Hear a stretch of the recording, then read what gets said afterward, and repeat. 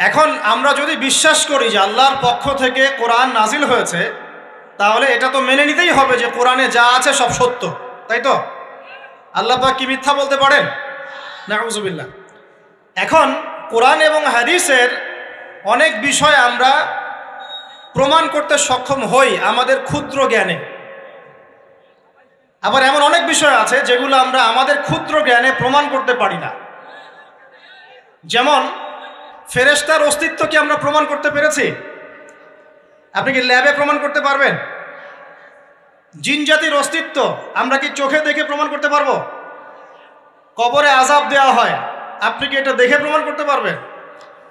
রূহ বা আত্মা বলে কিছু আছে আমাদের দেহের মধ্যে, এটা কি আপনি প্রমাণ করতে পেরেছেন? অনেক সময় মুমিন ব্যক্তি স্বপ্ন দেখে এবং স্বপ্নগুলো সত্য হয়, হয় কি না? এবং হাদিসে এসেছে শেষ জামানায় মুমিন ব্যক্তির স্বপ্ন কিন্তু সত্য হবে বেশি বেশি। তো এখন এই যে এমন কিছু বিষয় যেগুলো আমরা বাহ্যিক জ্ঞান দিয়ে প্রমাণ করতে পারছি না, কিন্তু আল্লাহ রাব্বুল আলামিন বলেছেন এগুলো সত্য, আমরা চোখ বন্ধ করে বিশ্বাস করি কি না? বিশ্বাস করেন কি না? জান্নাত দেখেছেন? জাহান্নাম দেখেছেন? না দেখে বিশ্বাস করি কি না? ইমানের কয়টা পিলার বলেন তো দেখে ভাই? কয়টা? ছয়টা। কয়টা? আল্লাহ বিশ্বাস, ফেরেশতাগণে বিশ্বাস, নবী রসুলগণে বিশ্বাস, আসমানি কিতাব সমূহে বিশ্বাস, পরকালের জীবনে বিশ্বাস, তাকদীর বা ভাগ্যের ভালো মন্দে বিশ্বাস। এই ছয়টার মধ্যে শুধু কোরআন এবং মুহাম্মদ সাল্লাল্লাহু আলাইহি ওয়াসাল্লামকে বাদ দিয়ে আপনি কোনোটাই দেখেন না। দেখেছেন? আল্লাহকে দেখেছেন? ফেরেশতা মণ্ডলী, আগের আসমানি কিতাবগুলো, মুহাম্মদ সাল্লাল্লাহু আলাইহি ওয়াসাল্লামকে সাহাবীরা দেখেছেন, আপনি কি দেখেছেন? আগের নবী রাসূলদেরকে দেখেছেন? পরকালের জীবন দেখেছেন? তাকদীর বা ভাগ্যের ভালো মন্দ দেখেছেন? এই যে না দেখে যে আমরা বিশ্বাস করছি, এটার নাম হচ্ছে গায়েবে বিশ্বাস। কিসে বিশ্বাস? এটাই আল্লাহ পাক বলছেন আলিফ লাম মিম যালিকাল কিতাব লা রাইবা ফিহ। আলিফ লাম মিম, এটা এমন একটা কিতাব যেই কিতাব নিয়ে কোনো সন্দেহ সংশয় নাই। হুদাল লিল মুত্তাকিন, এই কিতাব মুত্তাকিদেরকে পথ দেখাবে। কারা মুত্তাকি? আল্লাযীনা ইউমিনুনা বিল গায়বি, যারা এই অদৃশ্যে বিশ্বাস করে। বলেন সুবহান।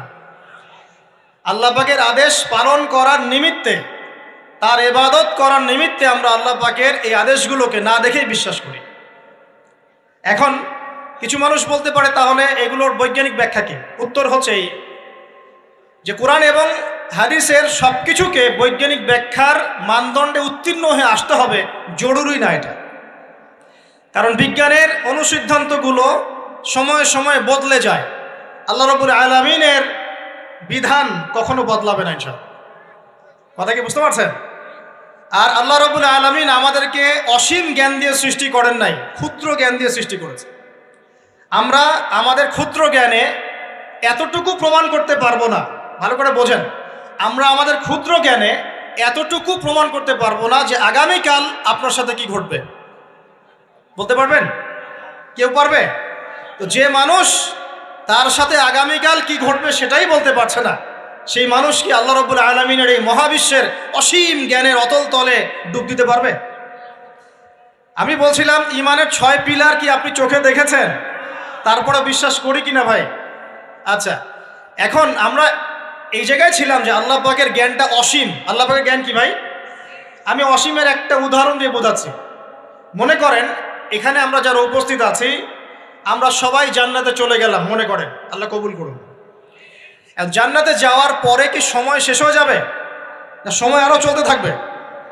আচ্ছা, জান্নাতে যাওয়ার পরে 1 কোটি, 2 কোটি, 5 কোটি, 10 কোটি, 100 কোটি বছর পর এই জান্নাতীরা কি করবে, কি খাবে, কোথায় ঘুরবে, কোথায় ফিরবে, আল্লাহ রাব্বুল আলামিন এখনই সেটা জানেন। আলহামদুলিল্লাহ, বলেন আল্লাহু আকবার।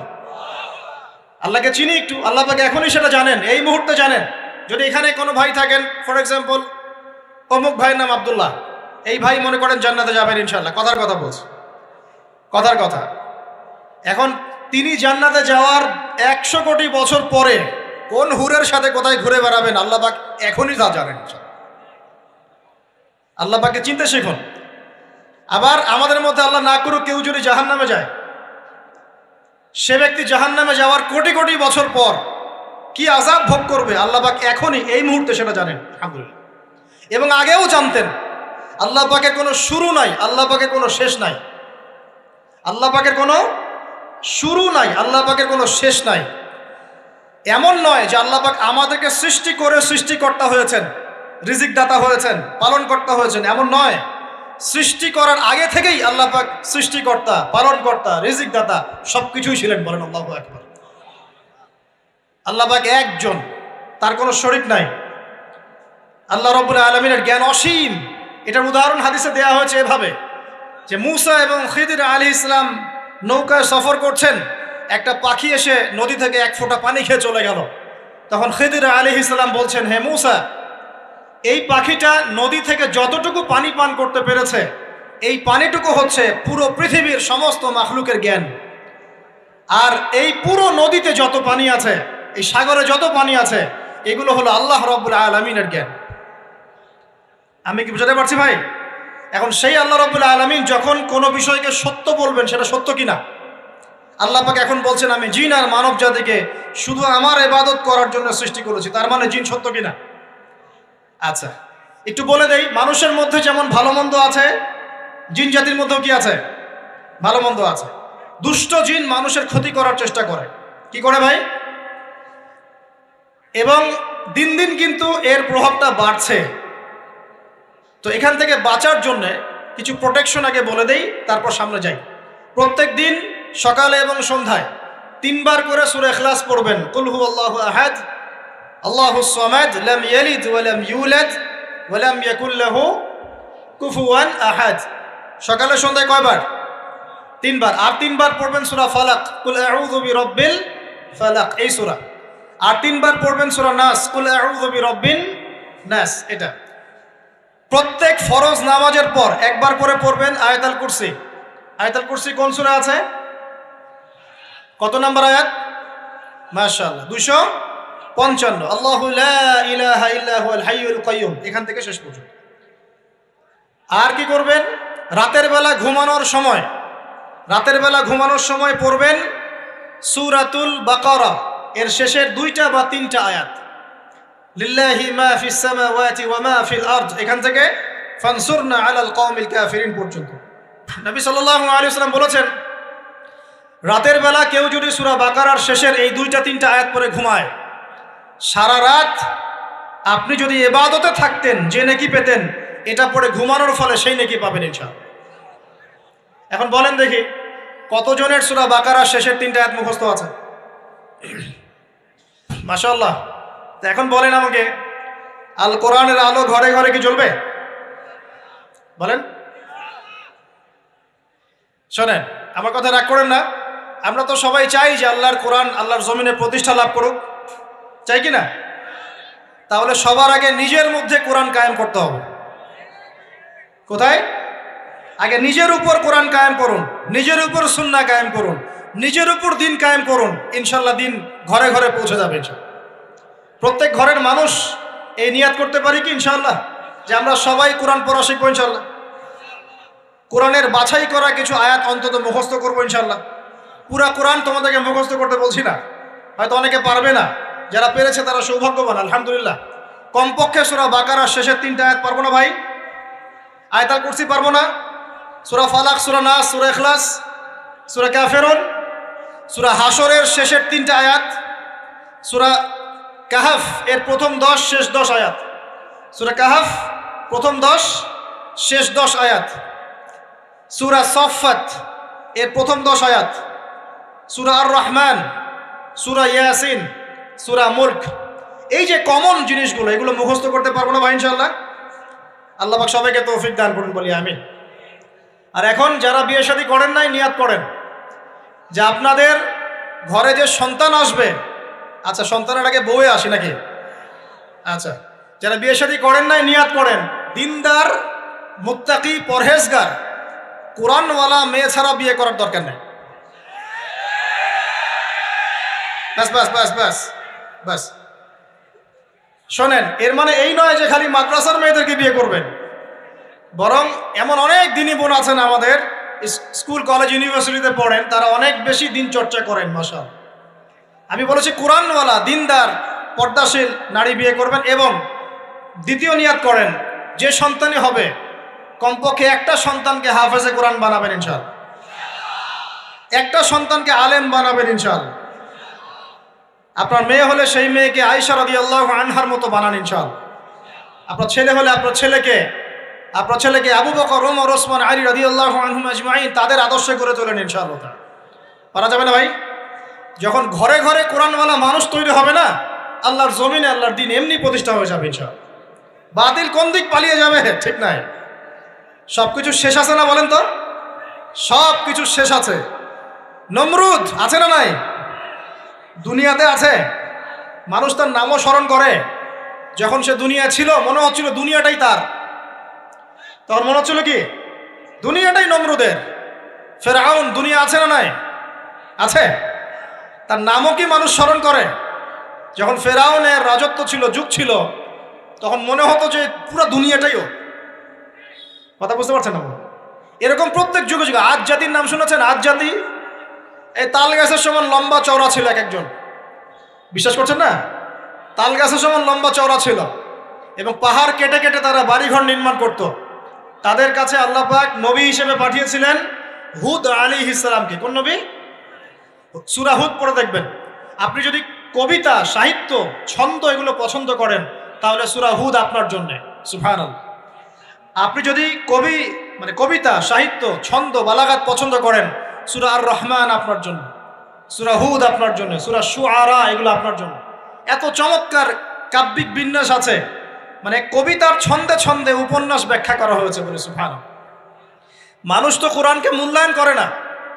আমি লাস্ট জুমার খুতবার একটা লেকচারে বলেছিলাম, সূরা ইউসুফ, এই যে এখন সারা বিশ্বে অর্থনীতি নিয়ে যে কত কথা হচ্ছে, অর্থনৈতিক সংকট, এইটা সেটা বলা হচ্ছে না, সবার ঘরে ঘরে এগুলো আলোচনা হয় তো মাশাআল্লাহ।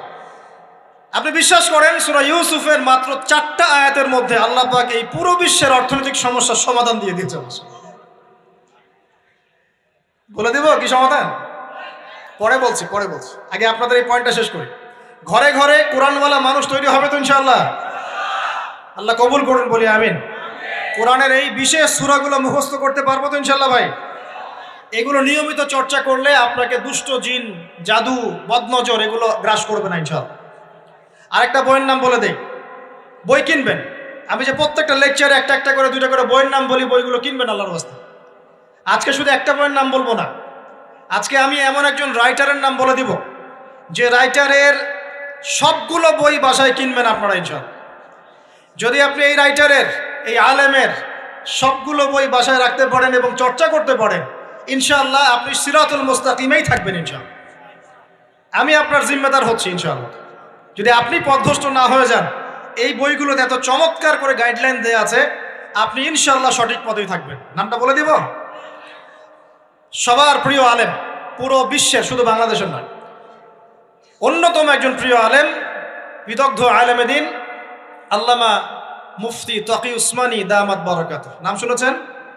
এই নামটা শুনেছেন? আচ্ছা, তার অনেক বই আছে, প্রায় 200, 300, 400। সবগুলা বই বাসায় কিনবেন ইনশাআল্লাহ। ইবাদত নিয়ে বই আছে, মুআমালাত নিয়ে বই আছে, তাসাউফ নিয়ে বই আছে, জিকির নিয়ে বই আছে, অর্থনীতি নিয়ে বই আছে, ওয়ার্ল্ড অ্যাফেয়ার্স নিয়ে বই আছে, প্রতিটা সাবজেক্ট ধরে ধরে বই আছে। কোথায় পাবেন?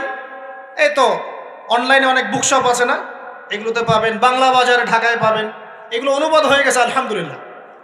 এবং বাংলাদেশে অনেক স্টুডেন্ট আছে তার হাতে গড়া। তাদের এলেম, তাদের আমল, তাদের আখলাক দেখলে পরকালকে চেনা যায় মাশাআল্লাহ। বই কিনতে পারবেন তো একটু ইনশাআল্লাহ? আরে ভাই, ইউনিভার্সিটির ক্যান্টিনে বসলেই তো 100 টাকা শেষ হয় আপনার। আর ক্যান্টিনে যদি বোরখাওয়ালা কাউকে নিয়ে বসেন তাহলে তো শেষ। এখন সহি প্রেম করে মানুষ। এক ভাই প্রশ্ন করেছে সেদিন, কালকেই, যে সে দিনের পথে ফিরে এসেছে কিন্তু তার গার্লফ্রেন্ডকে ভুলতে পারে না। তো বলছে, ভাই তাকে দাওয়াত দেওয়ার খাতিরে হলেও কি ফোনে কথা বলা যাবে? কি উত্তর দিব বলেন? আপনি পবিত্র হতে যাচ্ছেন কি না? পবিত্র হতে যাচ্ছেন, পবিত্র পথে আসতে চাচ্ছেন, তাহলে অপবিত্র পথে আবার কেন ফিরে যাবেন? এগুলো কি হালাল না হারাম? আল্লাহ পাক বলেছেন, লা তাকরাবু জিনা, জিনার ধারের কাছেও যেও না, ধারের কাছেও যেও না। দেখেন, এই একই কথা আল্লাহ পাক আদম এবং হাওয়া আলাইহিস সালামকে এইরকম শব্দে বলেছিলেন, ওয়ালা তাকরাবা হাযিহি শাজারা, তোমরা এই গাছের ফল খেও না এমন নয়, তোমরা এই গাছের কাছেও যেও না। আমার কথা কি বুঝতে পারছেন?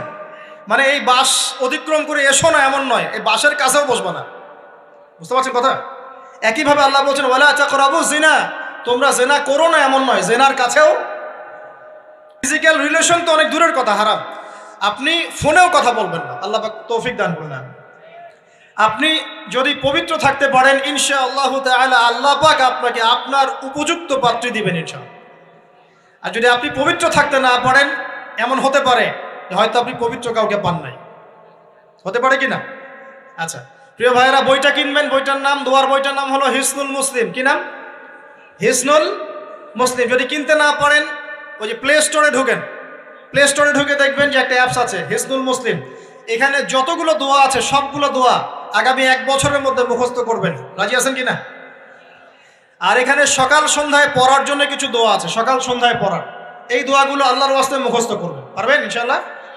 আল্লাহ তৌফিক দান করবেন, আমিন। আর একটা আমল বলে দিব, তারপর সামনে যাব। সেটা হলো 5 ওয়াক্ত নামাজ তো পড়েন মাশাআল্লাহ, নাকি? কারা কারা নামাজ 5 ওয়াক্ত পড়েন হাত তোলেন দেখি। আলহামদুলিল্লাহ, মাশাআল্লাহ, হাত নামান। আর যারা নামাজ পড়েন না তাদেরকে আমি একটা হাদিস শোনাবো, একটা হাদিস শুনবেন। নবী সাল্লাল্লাহু আলাইহি ওয়াসাল্লাম বলেছেন, قال النبي صلى الله عليه وسلم بين العبد وبين الكفر والشرك ترك الصلاة। আল্লাহ পাকের বান্দা আর একজন কাফের মুশরিকের মধ্যে পার্থক্যই হচ্ছে নামাজ। আল্লাহ পাকের বান্দা মানে মুমিন মুসলিম এবং একজন কাফের মুশরিকের মধ্যে পার্থক্য কি? মান তারাকা সালাতান মুতাআম্মিদান ফাকাদ বারিয়াত মিন যিম্মাতিল্লাহ। কেউ যদি ইচ্ছাকৃতভাবে তার উপর ফরজ নামাজকে ছেড়ে দেয়, সে যেন আল্লাহ পাকের জিম্মেদারি থেকে মুক্ত হয়ে গেল। অন্য হাদিসে আছে মান তারাকা সালাতান মুতাআম্মিদান ফাকাদ কাফার। কেউ যদি ইচ্ছা করে নামাজ ছেড়ে দেয় সে ব্যক্তি কুফরি করলো। বলি নাউজুবিল্লাহ। আমরা কি কুফরি করতে চাই নাকি ভাই? নামাজের কথা বলেছি, 5 ওয়াক্ত নামাজ কারা কারা পড়েন না হাত তোলেন এবার। আচ্ছা লজ্জার কিছু নাই, এখন আমার সাথে তওবা করেন, আমার সাথে তওবা করেন, বলেন আস্তাগফিরুল্লাহ আল্লাযী লা ইলাহা ইল্লা হুয়াল হাইয়ুল কাইয়্যুম ওয়া আতুবু ইলাইহি। আল্লাহর কাছে সাক্ষী রেখে বলেন, আল্লাহ আমি জীবনে যত রাকাত নামাজ ছেড়ে দিয়েছি এর জন্য আমাকে মাফ করে দাও। ইনশাআল্লাহ আগামী জীবনে আমি বিনা ওজরে 1 ওয়াক্ত নামাজও বাদ দিব না ইনশাআল্লাহ। রাজি আছেন ইনশাআল্লাহ? বাস এই একটা নসিহত যদি আজকে আপনারা আমল করতে পারেন ইনশাআল্লাহ আজকের মাহফিল সফল। পারা যাবে? আর বই কিনতে বললাম 1 নাম্বার কোন বই বলেন? হিসনুল। আর কোন আলেমের নাম বলেছি? আল্লামা, জোরে বলেন। তার অনেকগুলো বই আছে, কেনার চেষ্টা করবেন তো ইনশাআল্লাহ। আল্লাহ পাক তৌফিক এনায়েত করুন, বলি আমিন। তাহলে আমরা সূরা যারিয়াতের 56 নম্বর আয়াতে কি শিখেছি ভাই? আল্লাহ রাব্বুল আলামিন আমাদেরকে সৃষ্টি করেছেন কেন? তার ইবাদত করার জন্য। আছে। এখন আমাকে বলেন যে আল্লাহ পাকের ইবাদত করার জন্য আল্লাহ পাক এই দুনিয়াতে আমাদেরকে কত বছর সময় দিয়েছেন বলেন দেখি। সর্বোচ্চ কত হবে? সর্বোচ্চ 60, 70, 100 হতে পারে। এই তো। আমরা কি চিরস্থায়ী থাকবো এখানে না চলে যাব? আচ্ছা, দুনিয়ার জীবনটা তাহলে কি? আল্লাহ পাক বলছেন আল্লাযী খালাকাল মাউতা ওয়াল হায়াতা লিয়াবলুয়াকুম আইয়ুকুম আহসানু আমালা। আল্লাহ পাক জীবন মৃত্যু সৃষ্টি করেছেন কেন? আল্লাহ পাক পরীক্ষা করার জন্য যে এই দুনিয়ার জীবনে আমলে কে শ্রেষ্ঠ, আমলে কে শ্রেষ্ঠ। দুনিয়ার জীবনে আসার উদ্দেশ্য পেয়েছি আল্লাহর ইবাদত করা, এখন পেলাম আল্লাহ জীবন মৃত্যু কেন সৃষ্টি করেছেন? আমলে পরীক্ষা করার জন্য যে কে শ্রেষ্ঠ হচ্ছে। আমাদের উদ্দেশ্য কি? আমাদের উদ্দেশ্য হচ্ছে পুলসিরাত পার হয়ে জান্নাতে যাওয়া। উদ্দেশ্য কি? পুলসিরাত পার হয়ে জান্নাতে যাওয়া। সূরা আলে ইমরানের 185 নম্বর আয়াতে আল্লাহ পাক বলেছেন কুল্লু নাফসিন যায়িকাতুল মাউত। প্রত্যেকটা নফস মৃত্যুর স্বাদ গ্রহণ করবে, এরপর কিয়ামতের মাঠে তাদের আজর তাদেরকে পূর্ণ মাত্রায় বুঝিয়ে দেওয়া হবে। আল্লাহ পাক বলছেন ফামান যুহজিহা আনিন নারি ওয়া উদখিলাল জান্নাতা ফাকাদ ফাজ। ওই দিন যে ব্যক্তিকে জাহান্নাম থেকে বাঁচানো হবে এবং জান্নাতে প্রবেশ করানো হবে সেই ব্যক্তি হচ্ছে সফল। কথা ঠিক কিনা? তাহলে উদ্দেশ্য পেলাম তো, আমাদের গন্তব্য পেলাম তো। আমাদের গন্তব্য কি তাহলে? জান্নাত। এখন এই দুনিয়ার জীবনে আমরা সর্বোচ্চ হয়তো 100 বছর বাঁচবো, আল্লাহ ভালো জানেন, তাই তো? এই দুনিয়ার জীবনের এই হায়াতের সবচেয়ে ইম্পর্টেন্ট টাইমটা কোনটা বলেন? সবচেয়ে ইম্পর্টেন্ট টাইম কোনটা? যৌবন কিনা? যৌবন কাকে বলে? যৌবন কাকে বলে? কত বছর থেকে কত বছর পর্যন্ত? 20 থেকে 40, বা 15 থেকে 40, বা 20 থেকে 50, এই তো? আচ্ছা, এই বয়সের মধ্যে কারা কারা আছেন হাত তোলেন দেখি। মাশাআল্লাহ, সবাই তো দেখি এই বয়সে, হাত নামান। এখন এই বয়স সম্পর্কে আগে 2টা হাদিস শোনেন, আমার দিকে তাকান, তারপরে আমি বলছি অবস্থা কি, করণীয় কি। আমি বলেছি যুবকদেরকে কিছু নসিহত করবো আজকে, নিয়াত করেছে, ঠিক আছে ভাই? আচ্ছা, যুবকদের সম্পর্কে প্রথম হাদিস, রাসূল সাল্লাল্লাহু আলাইহি ওয়াসাল্লাম বলেছেন, কিয়ামতের মাঠে মানুষ যখন উঠবে, আমরা উঠবো কি না? আচ্ছা, নাকি উঠবো না? যারা আগুনে পুড়ে গেছে তারা উঠবে কি না? যারা পানিতে ডুবে গেছে, যাদের লাশও খুঁজে পাওয়া যায় নাই, উঠবে কি না? উঠবে। আচ্ছা, যখন মানুষ উঠবে তখন তাকে 5টা প্রশ্ন করা হবে। কয়টা ভাই? এই 5টা প্রশ্নের আগে সে তার পা সামনেও ফেলতে পারবে না, পিছনেও ফেলতে পারবে না। আমরা কি একটু চিন্তা করতে পারছি কত ভয়ঙ্কর হবে বিষয়টা? এই সামান্য গরমে আমাদের অবস্থা খারাপ, সূর্য সেদিন সামনে নিচে, আর মানুষ উঠে দাঁড়িয়ে আছে, তাদেরকে 5টা প্রশ্ন করা হবে। যতক্ষণ পর্যন্ত প্রশ্নের উত্তর দিতে পারছে না, সামনেও যেতে পারবে না, পিছনেও আসতে পারবে না, পা নড়াতে পারবে না। 1, তোমার পুরো জীবনটা তুমি কোন কাজে ব্যয় করেছো? উত্তর কি রেডি আছে আমাদের কাছে? আমরা কি বলতে পারবো, হে আল্লাহ, আমরা আমাদের পুরো জীবন তোমার ইবাদত করে কাটিয়েছি? 2, তোমার যৌবন স্পেশালি তুমি কোন কাজে ব্যয় করেছো? তোমার যৌবন তুমি স্পেশালি কোন কাজে ব্যয় করেছো? যুবকরা কি উত্তর দেওয়ার জন্য প্রস্তুত আছে যে আমাদের যৌবন আমরা আল্লাহর পথে কাটিয়েছি? সবাই কি বলতে পারবো? 3 নাম্বার, তোমার রিজিকের উৎস কি ছিল? কোন পথে সম্পদ অর্জন করেছো? 4 নাম্বার, কোন পথে সম্পদ ব্যয় করেছো? কোন কোন খাতে সম্পদ ব্যয় করেছো? আমরা কি আমাদের আয় এবং ব্যয়ের হিসাব দেওয়ার জন্য প্রস্তুত? 5, তোমাকে আমি যে জ্ঞান দিয়েছিলাম সেই জ্ঞান অনুযায়ী আমল করেছো কিনা? আল্লাহ পাক আমাকে আপনাদের সবাইকে তৌফিক দান করুন, জানা অনুযায়ী আমল করার তৌফিক দান করুন। এই 5টা প্রশ্নের মধ্যে যৌবনকাল ইম্পর্টেন্ট কিনা ভাই? গুরুত্বপূর্ণ কিনা? মাথায় রাখি। সামনে একটা হাদিস শুনুন, রাসূল সাল্লাল্লাহু আলাইহি সাল্লাম বলছেন, কে এই কিয়ামতের মাঠেই 7 শ্রেণীর মানুষকে আল্লাহ পাক বিশেষ মেহমানদারির ব্যবস্থা করবেন, আরশের ছায়ায় ছায়া দিবেন ইনশাআল্লাহ। কোথায় ছায়া দিবেন? ওই দিন এই ছায়া ছাড়া অন্য কোনো ছায়া থাকবে না। নবী সাল্লাল্লাহু আলাইহি ওয়াসাল্লাম বলছেন, তার মধ্যে প্রথম শ্রেণী হচ্ছে ইমামুন আদিল, ন্যায়পরায়ণ শাসক। ন্যায়পরায়ণ, আচ্ছা, ন্যায়পরায়ণ শাসকের একটা এক্সাম্পল দেই। মক্কার জাহেলি যুগে সাহাবীরা ঈমান নিয়ে এসেছেন, বাস তাদের উপর নির্মম নির্যাতন শুরু হয়ে গেছে, আবু জেহেল, আবু লাহাব, উতবা, শায়বা। তখন সাহাবীরা আল্লাহ রাসূলের কাছে এসে বলছেন, ইয়া রাসূলুল্লাহ, আপনি একটু বদদোয়া করেন, তাদের উপর বদদোয়া করেন, আমরা তো আর পারছি না। নবী সাল্লাল্লাহু আলাইহি ওয়াসাল্লাম বললেন, তোমরা মক্কা থেকে হিজরত করে হাবাসায় চলে যাও। কোথায়? হাবাসা। হাবাসা মানে হচ্ছে আবিসিনিয়া। আবিসিনিয়া মানে এখনকার ইথিওপিয়া, ইরিত্রিয়া। নাম শুনেছেন কি? বিশেষ কোচিং তো করছেন অনেকে। আফ্রিকা মহাদেশের একটা ছোট্ট দেশ ইরিত্রিয়া, ওখানে চলে যাও। তখন বলেছিলেন তিনি হাবাসায় চলে যাও। সাহাবীরা জিজ্ঞাসা করছেন, হাবাসায় কেন? নবী সাল্লাল্লাহু আলাইহি ওয়াসাল্লাম বলছেন, সেখানে একজন খ্রিস্টান ন্যায়পরায়ণ শাসক আছেন, যার রাজ্যে কেউ জুলুমের শিকার হয় না। কি বললাম বলেন তো? হাবাসা কে আছেন? একজন মুসলিম না খ্রিস্টান? খ্রিস্টান ন্যায়পরায়ণ শাসক আছেন, যার রাজ্যে কেউ জুলুমের শিকার, মুসলমান নন এমন একজন শাসকের প্রশংসা করে আমাদের নবীজি বললেন, তার রাজ্যে কেউ জুলুমের শিকার হয়। সুবহানাল্লাহ। সাহাবীরা সেখানে হিজরত করলেন। নেতৃত্ব দিয়েছেন জাফর বিন আবি তালিব রাদিয়াল্লাহু আনহু। সেই সাহাবী বাদশাহ নাজাশী, তার নাম ছিল বাদশাহ নাজাশী, তার সামনে দাঁড়িয়ে সূরা মারিয়াম তেলাওয়াত করেছিলেন। ওই সূরা মারিয়ামে ইয়াহইয়া, জাকারিয়া, ঈসা, তার মা, এই গল্প ঘটনাগুলো আছে। এই সূরার তেলাওয়াত শুনে বাদশাহ নাজাশীর চোখ দিয়ে পানি পড়তে পড়তে দাড়ি ভিজে গিয়েছে। সুবহানাল্লাহ। শেষে তিনি ঈমান নিয়ে আসেন, মুসলমান হন, আলহামদুলিল্লাহ। আমাদের নবীজি তার জানাজার নামাজ পড়েছিলেন, আমাদের নবীজি তার গায়েবানা জানাজার নামাজও পড়েছেন, বলেন সুবহানাল্লাহ। এখানে একটা পয়েন্ট খালি বলতে চাই, একজন অমুসলিম শাসক সম্পর্কে আমাদের নবীজি মন্তব্য করেছিলেন তার রাজ্যে কেউ জুলুমের শিকার হয় না। আর আজকের দিনে সারা বিশ্বের কোনো কোনো ক্ষেত্রে মুসলিম শাসকদের ব্যাপারেও এই কথা বলা যায় না যে তার রাজ্যে কেউ জুলুমের শিকার হয়।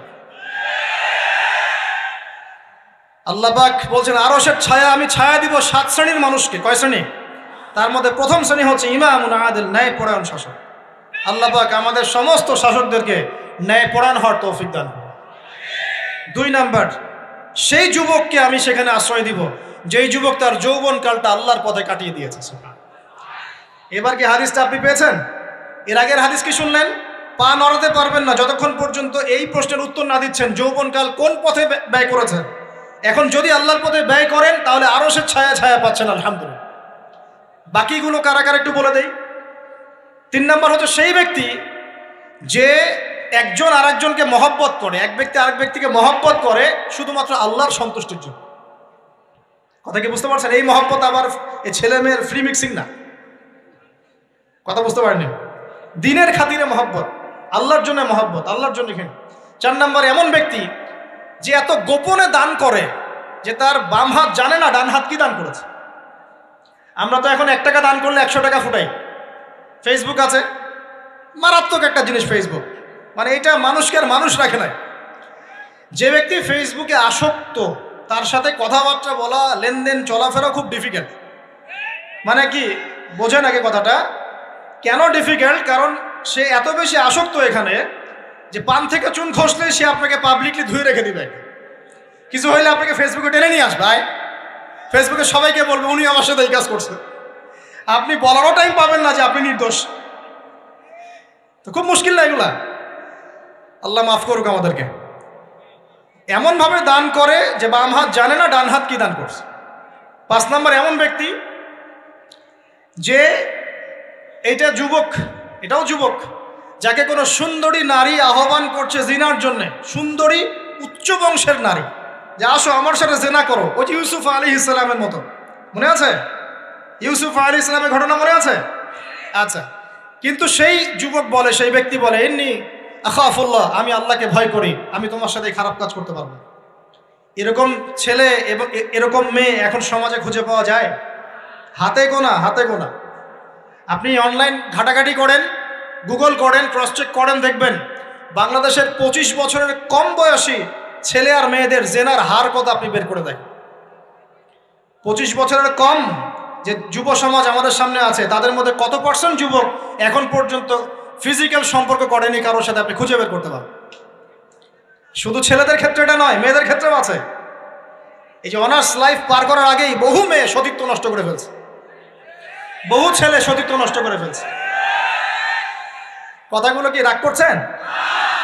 আমি আপনাদের ভাই এবং আমি আপনাদেরকে মহব্বত করি। আমরা জেনার পথে যাব না, আমরা হালাল সম্পর্কে থাকবো ইনশাআল্লাহ।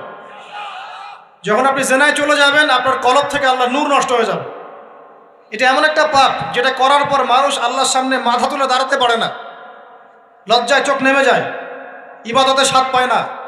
যখন হারাম সম্পর্কে, ফ্রি মিক্সিং, এগুলোতে মানুষ থাকে, ইবাদতে মানুষ স্বাদ পায় না। দিনের পর দিন ইবাদত করে মনোযোগ আসে না, মন লাগে না, চোখ দিয়ে একটু পানি বের হয় না, আল্লাহর জন্য কাঁদতে পারে না, কারণ মনের মধ্যে তো নূর নাই। আর যখন একটা মেয়ে বেপরদায় থাকে, অনেক ইবাদত করলেও তার এই বেপরদায় থাকার কারণে সমাজের বহু মানুষের চোখের জেনা হয়ে যায়। এতে করে ওই সব মানুষের পাপের ফল এই মেয়েটাকে ভোগ করতে হয় এবং মানুষের চোখের বদনজর লাগে, ওই মেয়ে অসুস্থ হয়ে পড়ে মানসিকভাবে, শারীরিকভাবে।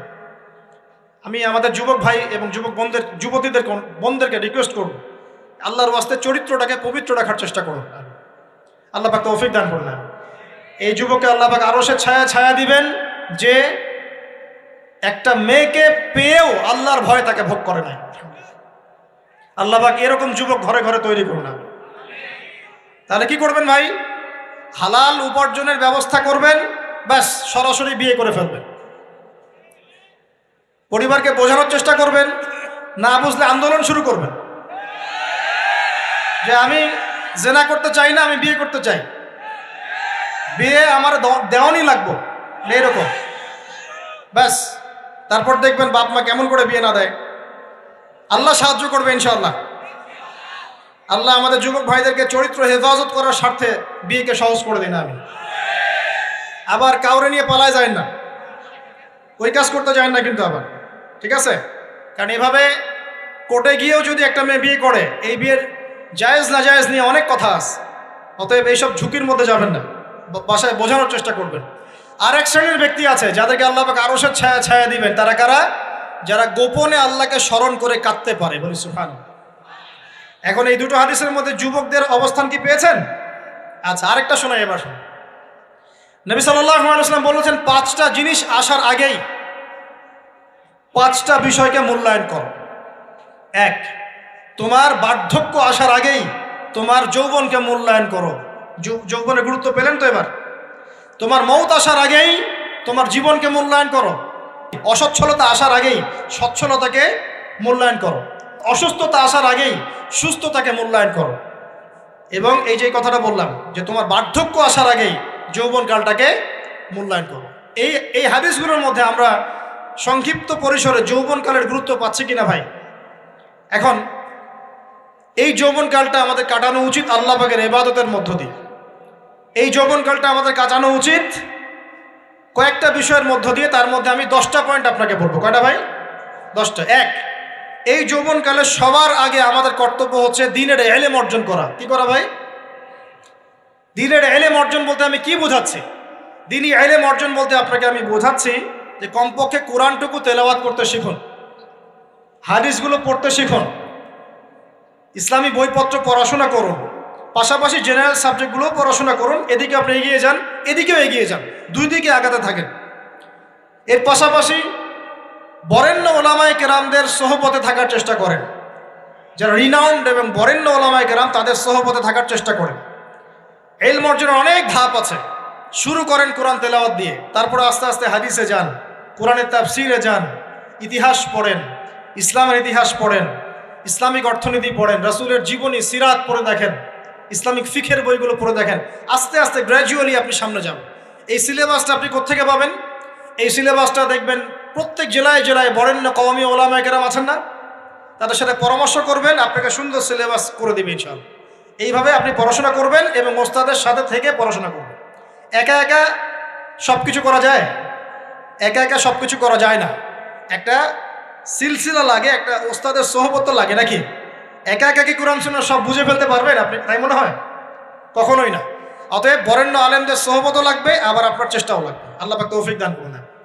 এই যৌবনকালের প্রথম কাজ কি ভাই?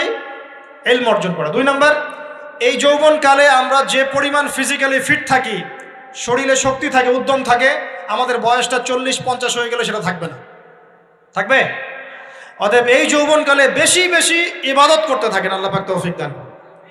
এই যৌবনকালে 5 ওয়াক্ত নামাজ তো পড়বেনই, এর পাশাপাশি নফল নামাজগুলো পড়ার চেষ্টা করুন। এর পাশাপাশি আপনি চেষ্টা করবেন তাহাজ্জুদের ওয়াক্তে একটু নামাজ পড়ার জন্য, কমপক্ষে 2 রাকাত, কমপক্ষে 2 রাকাত, অ্যাটলিস্ট 2 রাকাত নামাজ তাহাজ্জুদের সময় পড়ার চেষ্টা করি। আল্লাহ আমাকে তৌফিক দেখ, আপনাদের সবাইকে তৌফিক দান করুন। ওই সময় আপনি যে দোয়াই করবেন আল্লাহর কাছে কবুল হবে ইনশাআল্লাহ। যে দোয়াই করবেন আল্লাহ কবুল করবেন ইনশাআল্লাহ। যদি আপনার রিজিকটা কি হয়? হালাল হয়। হারাম রিজিক দিয়ে ইবাদত কবুল হয়? হারাম রিজিকের দোয়া কবুল হয়? কবুল হয় না। 3 নাম্বার, এই যৌবনকালে আমরা রাসূলের সুন্নতের উপর বেশি আমল করবো ইনশাআল্লাহ। করা যাবে ইনশাআল্লাহ? তাহলে নিয়াত করতে পারি যে ইনশাআল্লাহ চেহারাগুলো পরিবর্তন হবে। চেহারা পরিবর্তন মানে কি? হ্যাঁ, রাখা যাবে না? এখনো গজায় নাই। প্রত্যেক সপ্তাহে আপনাকে নবীর সুন্নতের উপর এরকম করে কুরবানি এবং জবাই করতে কে বলেছে? নবী সাল্লাল্লাহু আলাইহি ওয়াসাল্লামের সুন্নতকে জবাই করাটা কি ভালো কাজ? হ্যাঁ বলেন তো। আমরা তো এমন অনেক নাপিত ভাইদেরকে চিনি যারা এই ধরনের বক্তব্যগুলো শুনে আলহামদুলিল্লাহ জীবন পরিবর্তন করেছেন। তার দোকানে লিখে দিয়েছেন এখানে চুল কাটা হয়, দাড়ি শেভ করা হয় না। খুশি হন নাই? মুসলিমদের কথা বলছি, অমুসলিমদেরকে নিয়ে আমাদের চিন্তা নাই তো? চিন্তা আছে। একটা কথা মনে রাখবেন, একটু কথাটা মনের কান দিয়ে শোনেন। দাড়ি হচ্ছে একমাত্র ভিজিবল সুন্নত। দাড়ি হচ্ছে একমাত্র ভিজিবল সুন্নত। ভিজিবল মানে কি? যা দেখা যায়। দাড়ি একমাত্র ভিজিবল সুন্নত, দৃশ্যমান সুন্নত, যেটা নিয়ে আপনি আমি কবরে যাবো ইনশাআল্লাহ। আর কোনো সাইন দেখে বোঝার বুদ্ধি নাই এই ব্যক্তি কত বড় মুসলিম, কত বড় সুন্নতের পাবন ছিল। খালি কপালের সেজদার দাগ আর চেহারার দাড়ি বাকি থাকবে। কথা বুঝতে পারছেন ভাই? নিয়াত করা যায় একটু দাড়ি ছেড়ে দিব, নাকি দাড়ি রাখলে চাকরি পাবেন না? দাড়ি রাখলে মেয়ে দিবে না নাকি? তো যে মেয়ে দাড়ি রাখলে বিয়ে করতে চায় না তাকে বিয়ে করারও দরকার নাই। আর দাড়ি রাখলে যে চাকরি আপনাকে ছাড়তে হয় ওই চাকরিও করার দরকার নেই। চাকরির মধ্যে সব রিজিক আপনার মনে হয়? রিজিকের সবচেয়ে বড় অংশ আছে কিসের মধ্যে? বিজনেসের মধ্যে। যারা বিজনেস করে তাদের আন্ডারেই লক্ষ লক্ষ মানুষ চাকরি করে। বাংলাদেশে যে ইকোনমিক সিস্টেম, এই ইকোনমিক সিস্টেমের মূলে কারা জানেন? ব্যবসায়ীরা। কারা? বড় বড় ব্যবসায়ীরা। এমন অনেক ব্যবসায়ী আছেন যাদের একজনের জাকাতের টাকা দিয়ে একটা গ্রামের মানুষকে খাওয়ানো যায়। বিশ্বাস করছেন না? ইকোনমিক তো আমার সাবজেক্ট, আমরা পড়েছি এগুলো, পড়াশোনা করেন দেখেন। বিজনেস, এরপরে আছে ক্রিয়েটিভ কোনো প্রজেক্ট, এমন কোনো প্রজেক্ট যেটা এখন পর্যন্ত কেউ লঞ্চ করে নাই। এখন অনলাইনে অনেকে আয় করেন না, আজকে থেকে 20 বছর আগে মানুষ এটা করেছিল। এখন অনেক মানুষ বাহির থেকে পড়াশোনা করে দেশে এসে এই যে ডেইরি প্রজেক্ট করছে, পোলট্রি করছে, নতুন নতুন অনেক প্রজেক্ট করছে না? কৃষিভিত্তিক অনেক কাজ করছে। তারা কি সচ্ছল না? আমি একজন ভাইয়ের কথা জানি, যিনি আলহামদুলিল্লাহ আল্লাহর এই অধম বান্দার ওয়াজ শুনে সুদের চাকরি ছেড়ে দিয়েছিলেন। চাকরি ছেড়ে দিয়ে তিনি চায়ের বিজনেস শুরু করে, চায়ের বিজনেস। তো ইদানিং জানলাম তিনি এখন মানুষকে টাকা ধার দেন। মাশাআল্লাহ, তিনি এখন মানুষকে টাকা ধার দেন চায়ের ব্যবসা করেই। আর আমাকে তো এখনো মানুষের কাছে হাত পাততে হচ্ছে। কথা বুঝতে পারেন নাই? আল্লাহ পাক তাকে সুদ ছেড়ে দেওয়ার জন্য সচ্ছল করে দিয়েছেন। এই ওসিলা দিয়েই তিনি সচ্ছল হয়েছেন আলহামদুলিল্লাহ। রিজিক কার হাতে? এটা বিশ্বাস করেন, রিজিক আল্লাহর হাতেই। আল্লাহ পাক চাইলে আপনাকে বেহিসাব রিজিক দিবেন ইনশাআল্লাহ। অতএব সুন্নতকে বিসর্জন দিয়ে নয়, সুন্নতে থাকেন, আল্লাহ পথ খুলে দিবেন ইনশাআল্লাহ। আল্লাহ পাক তৌফিক দান করুন। যুবক ভাইদেরকে বলছিলাম, তাহলে প্রথম কাজ আমাদের ইলম অর্জন করা, তারপরে কি ভাই? নামাজের পাবন্দ হওয়া, আর নামাজ ফরজের পাশাপাশি নফলগুলোও চর্চা করা। 3 নম্বর বলেছি রাসূলের সুন্নতের উপর একদম ইস্তেকামা, দৃঢ়ভাবে আমল করা। আর সুন্নত শিখতে হলেই তো 3 দিনের জন্য বেরিয়ে যান, 7 দিনের জন্য, 40 দিনের জন্য বেরিয়ে যান। সুন্নত শিখিয়ে আপনাকে বাসায় পাঠাই দেবে ইনশাআল্লাহ। পড়াবে না?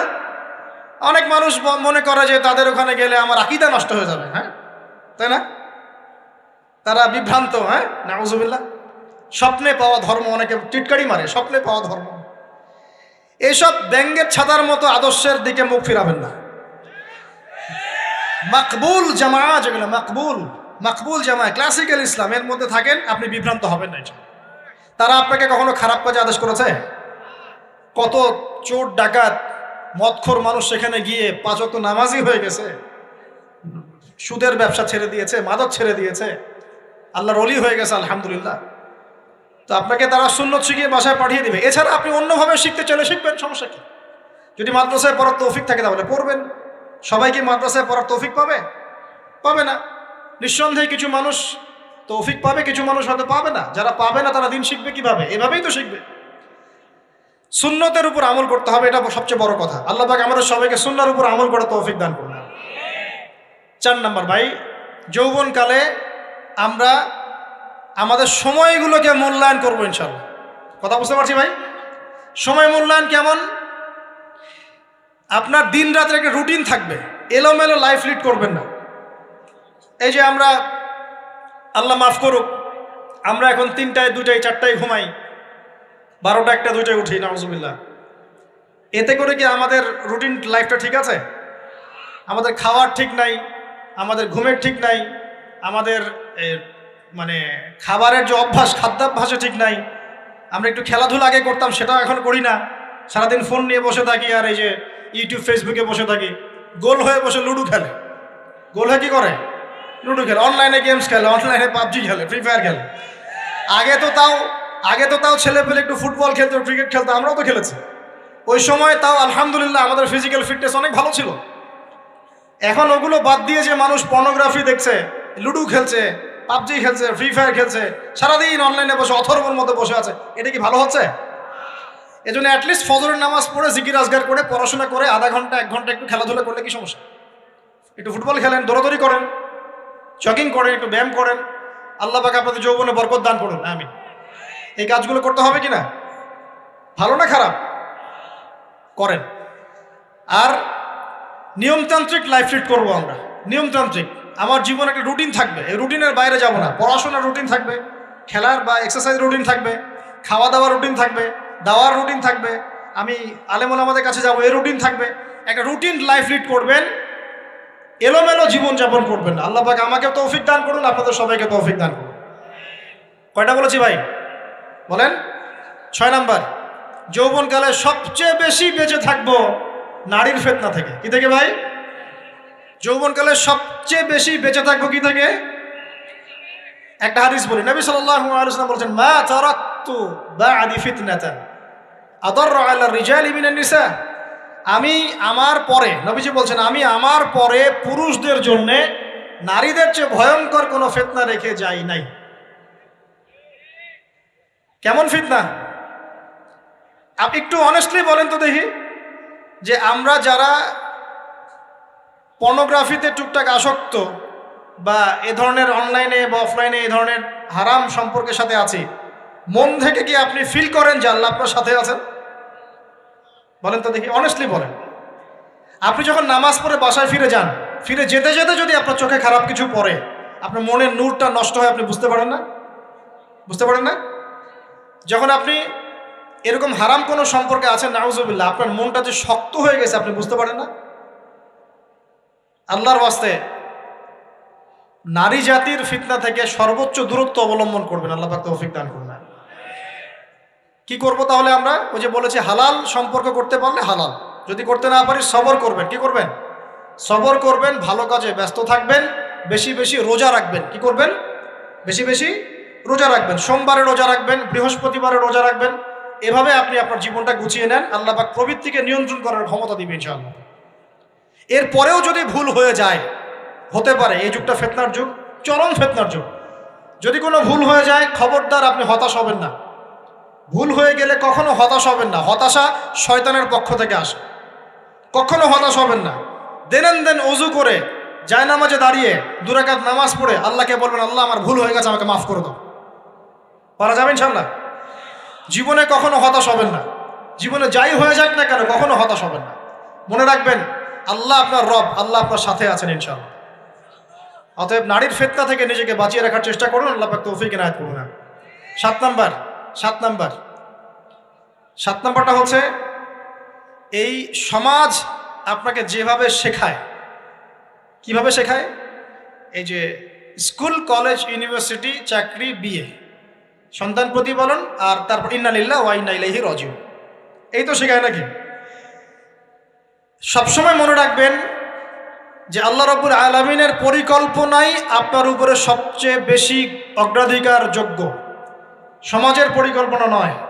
পরিবার আপনাকে চাপ দিচ্ছে, চাকরি পাস না, পড়াশোনা করিস না, হ্যাঁ পড়াশোনায় কেন তুই 80 নাম্বার পাইলি না, কেন চান্স পেলি না, কবে চাকরি পাবি, কবে আমাদেরকে দেখবি, খাওয়াবি, পড়াবি, এই যে চাপগুলো চারপাশ থেকে আসে কিনা? অনেক যুবক দেখা যায় মাদকাসক্ত হয়, অনেকে দেখা যায় আত্মহত্যা করছে ইদানিং, করছে কিনা ভাই? এই শব্দটা থেকে আমি এই পয়েন্টটা আজকে লিখেছিলাম যে ভুলেও আল্লাহর প্রতি বিশ্বাস এবং তাওয়াক্কুল হারাবেন না। সমাজ যেভাবে শেখায়, সমাজ চারপাশে যে চাপ আপনাকে দিচ্ছে, এই চাপে নিজে গা ভাসিয়ে দিবেন না। আপনি আল্লাহর কাছে দোয়া করবেন, আল্লাহর কাছে পথ চেয়ে নেবেন এবং আল্লাহর প্রতি তাওয়াক্কুল ভরসা করবেন। কখনো আত্মহত্যার পথ বেছে নেবেন। কি হয়েছে? 80 নাম্বার পান নাই তো কি হয়েছে? আপনি চেষ্টা করেছেন কিন্তু চান্স পান নাই তো কি হয়েছে? চেষ্টা তো করেছেন আপনি চেষ্টা করেছেন ইউনিভার্সিটিতে চান্সের জন্য, আপনি চান্স পাই নাই, চেষ্টা করেছেন না আপনি? বাস, চেষ্টা করেছেন, পাই নাই, তাকদিরে ছিল পাই নাই, বাস। আমি আমার চেষ্টা করেছি। কখনোই আত্মহত্যার পথ বেছে নেবেন না। আর আমরা পিতা মাতাদেরকে রিকোয়েস্ট করব, কোনো অবস্থাতেই সন্তানকে এত বেশি চাপ দিবেন না যে সন্তানটার এই কোমরটাই ভেঙে চলবে। এই সমস্যাগুলো দিন দিন বাড়ছে সমাজের মধ্যে। কেন এত চাপ দিচ্ছেন? তার প্রতিভা কোথায় খুঁজে বের করুন। তাকে জোর করে কেন টেনে লম্বা করার চেষ্টা করছেন? আমাদের সমাজে বাচ্চা হয়ে গেলেই তার পিঠে একটা সিল মেরে দেয়, হয় ডাক্তার না হলে ইঞ্জিনিয়ার। কেন? এর বাইরে কোনো প্রফেশন নাই? আমার সন্তানকে হয় ঢাকা বিশ্ববিদ্যালয়ে চান্স পেতে হবে, না হলে বুয়েটে, না হলে এখানে। এর বাইরে আর কোথাও পড়ারই জায়গা নাই। আর এখানে পড়লেই আমার সে ছেলে বা আমার মেয়ে একদম সবচেয়ে বড় জ্ঞানী হবে, অন্য কোনোভাবে হবে না, এটা গ্যারান্টি দেওয়া আছে? যারা সভ্যতা বিনির্মাণ করেছেন তারা কয়জন বড় বড় ডিগ্রি সার্টিফিকেট পেয়েছেন খুঁজে বের করে দেখেন, দেখেন খুঁজে বের করে। আমরা ফিলোসফির মধ্যে যে ফিলোসফারদের হিস্ট্রি পড়েছিলাম তাদের মধ্যে বেশিরভাগই দেখা যায় স্কুলেও যায় নাই, কলেজেও যায়। আছে না এমন? আছে। আমি বলছি না আপনারা যাবেন না, আমি বলছি জ্ঞানের মানদণ্ড এটাই নয় যে আমার সার্টিফিকেট অর্জিত হয়েছে, সার্টিফিকেটটাই জ্ঞানের মানদণ্ড নয় তো। হ্যাঁ, প্রতিযোগিতার একটা জগৎ আছে, আমাকে সে জগৎ উতরাতে হবে। আপনি চেষ্টা করবেন, যদি না হয় তাকদিরে ছিল, হয় নাই, বাস হয় না।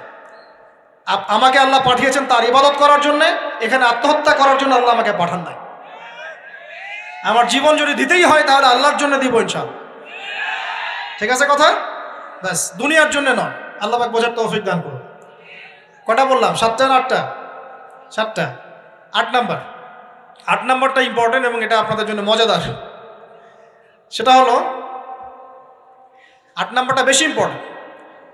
এটা হচ্ছে দিনের পথে চলার ক্ষেত্রে আপনি অনেক রকম মতবাদ পাবেন সামনে। কেউ বলবে আমারটা সঠিক, কেউ বলবে না ওরটা নয়, আমারটা সঠিক, কেউ বলবে না আমার দলটা সঠিক, কেউ বলবে না ওর সংগঠন সঠিক। এগুলো আপনার কান ভারী করে ফেলবে একদম। তখন মনে হবে যে আগেই ভালো ছিলাম রে ভাই, নামাজ পড়তাম না, এখন নামাজ পড়া শুরু করে দেখলাম যে আরে হাতটা বাঁধবো কোথায় এটাই তো ফিক্স করতে পারতেছি না। এখন আমার কিছু তো অভিজ্ঞতা আছে ভাই, নাকি ভাই? ওর আলোকে একটা কথা বল, সেটা হলো সমাজে কিছু ইখতিলাফি মাসআলা আছে, এই মাসআলাগুলো কানেও ঢুকাবেন না। আপনি ইবাদতের মধ্য দিয়ে আল্লাহকে পাওয়ার চেষ্টা করুন। এবং চিরায়ত একটা ইসলাম আমরা ফলো করছি না, এই ইসলামের মধ্যে এমন কিছু নাই যেটা আপনাকে জাহান্নামে নিয়ে যাবে, এমন কিছু নাই। হ্যাঁ, প্রত্যেকটা ঘরানার মধ্যে কিছু বিভ্রান্ত মানুষ থাকতে পারে, এমন কিছু মানুষ এমন আমল করছে যে আমলটা হয়তো কোরআন এবং হাদিসে নাই। এটা তার সমস্যা, কোরআন সুন্নাহর সমস্যা নয়। কথা বুঝতে পারছেন? এটা তার সমস্যা, সে এটাকে সেই বেদাতটা করছে, সেই শিরকটা করছে। তার মানে এই নয় যে কোরআন হাদিস আমাকে শিরক শিখিয়েছে, বেদাত শিখিয়েছে। কোরআন এবং হাদিসে যেটা আছে এটা সুন্দর এবং এটা চিরায়ত একটা ক্লাসিক্যাল ইসলাম আমাদের কন্টিনেন্টে আছে, বাংলাদেশেও আছে। এখানে থাকলে আপনি বিভ্রান্ত হবেন না ইনশাআল্লাহ তাআলা। বরেণ্য ওলামায়ে কেরামদের কাছে গিয়ে অন্তত একজন হকপন্থী আলেমের সাথে পরামর্শ করে আপনি আমল করার চেষ্টা করুন। আর যে বিষয়গুলো নিয়ে ইখতিলাফ আছে এইগুলো নিয়ে সমাজে মতপার্থক্য সৃষ্টি করে সমাজটাকে বিভক্ত করতে যায় না। আল্লাহর ওয়াস্তে মসজিদ ভাগ করতে যায় না, সমাজকে ভাগ করতে যায় না। জাতিগত ঐক্যটা রক্ষা করেন, আল্লাহ পাক বোঝার তৌফিক দান। আর যদি মানুষের মধ্যে খারাপ কিছু দেখি, ওই খারাপ কিছু বিষয়টা আমি এড়িয়ে যাবো ইনশাআল্লাহ। আর কোনটা ভালো কোনটা খারাপ আমি বুঝবো কিভাবে? আমি 10 জন আলেমের সাথে পরামর্শ করবো, বাস। আমি এত বড় আলেম নই, তাহলে আমি 10 জন আলেমের সাথে পরামর্শ করব যে হুজুর এই বিষয়টা চলছে, এটা সম্পর্কে আসলে বিষয়টা কি। একটা ঘরানার দিকে কখনো আপনি সাম্প্রদায়িকভাবে বায়াস্ট হয়ে যাবেন না। আপনি আপনার চিন্তাটাকে লিবারেল রাখবেন, হকটা যেখানে পাবো সেটা নিব ইনশাআল্লাহ। এমন নয় যে উনি বলেছেন বলেই হক আর কারোটা নিব না, ওনারটাই নিব, এভাবে চিন্তা করবেন না। হক যেখানে আছে সেখানে যাবেন আপনি ইনশাআল্লাহ। আল্লাহ পাক আমাদেরকে বোঝার তৌফিক দান করুন। আর যে ইখতিলাফগুলো আছে এগুলো নিয়ে সমাজকে বিভক্ত করতে যায় না, মতানৈক্য নিয়েই ঐক্য হবে ইনশাআল্লাহ তাআলা। আল্লাহ পাক আমাদেরকে কথাটা বোঝার তৌফিক দান। আর শেষের দুটো হলো যৌবনকালে আমরা আমাদের পরবর্তী জীবনের প্রস্তুতি গ্রহণ করবো ইনশাআল্লাহ। কারণ বার্ধক্যের জীবনে আপনি কিন্তু এই কাজগুলো এখন করতে পারছেন, সেগুলো পরে পারবেন না। অতএব এই সময়ে আপনি আপনার রিজিকের একটা অংশ সঞ্চয় করার চেষ্টা করুন, কিছু সাস্টেইনেবল অ্যাসেট করার চেষ্টা করুন, যাতে পরবর্তী বয়সে গিয়ে আপনাকে দিনের দিকে কাজ করার জন্য দুনিয়ার ফিতনায় পড়তে না হয়। আল্লাহ পাক আপনাদেরকে হালাল রিজিকের ব্যবস্থা করে দিন, আমি দোয়া করি আল্লাহুম্মা আমিন। আর সবশেষ যেটা বলতে চাচ্ছিলাম, দেখুন যৌবনকালে আমরা যা করতে পারবো অন্য সময় পারি না। তাই এই যৌবনেই ইলম অর্জন করে আল্লাহ পাকের দিনের এই দাওয়াতের মেহনত আমরা শহরে শহরে, গ্রামে গঞ্জে, জেলায় উপজেলায়, প্রত্যন্ত অঞ্চলে সমস্ত জায়গায় পৌঁছে দেবো ইনশাআল্লাহ। যৌবনকালে আমরা বেশি বেশি দাওয়াতি কাজ করার চেষ্টা করবো, আল্লাহ পাক তৌফিক দান করুন। যতটুকু জানেন, আপনি এতটুকু জানেন না যে নামাজ পড়তে হয় 5 ওয়াক্ত, তাহলে নিজে পড়েন, মানুষকে নামাজের দাওয়াত দেন। আপনি এতটুকু জানেন না যে ভাই সুদ খাওয়া হারাম, জানেন কি না ভাই? ব্যাস আপনি মানুষকে বলেন যে ভাই হালাল খাই, সুদ না খাই। আপনি এতটুকু জানেন না যে জেনা করা হারাম, বাস আপনি আপনার বন্ধুকে দাওয়াত দেন, ভাই জেনার দিকে যাস না এবং হারাম অ্যাফেয়ার্সে যাস না। যতটুকু জানেন অতটুকু মানুষের কাছে পৌঁছে দেন। আল্লাহ পাক তৌফিক দান করুন। যুবক ভাইদেরকে আমি এই 10টা নসিহত করলাম আছে, এই নসিহতগুলো একটু মেনে চলেন, যৌবনটা সুন্দর হবে ইনশাআল্লাহ। এছাড়া আর অনেক নসিহত আছে, এগুলো ওই যে বইগুলোর নাম বলে দিয়েছি, আল্লামা তাকি উসমানী হুজুরের যে বইগুলো, এগুলো পড়েন, ইনশাআল্লাহ দেখবেন আরো অনেক হেদায়েত আপনি পাবেন। মোটা দাগে কথা হচ্ছে ইলম অর্জন করতে হবে। রাজি আছে কিনা ভাই?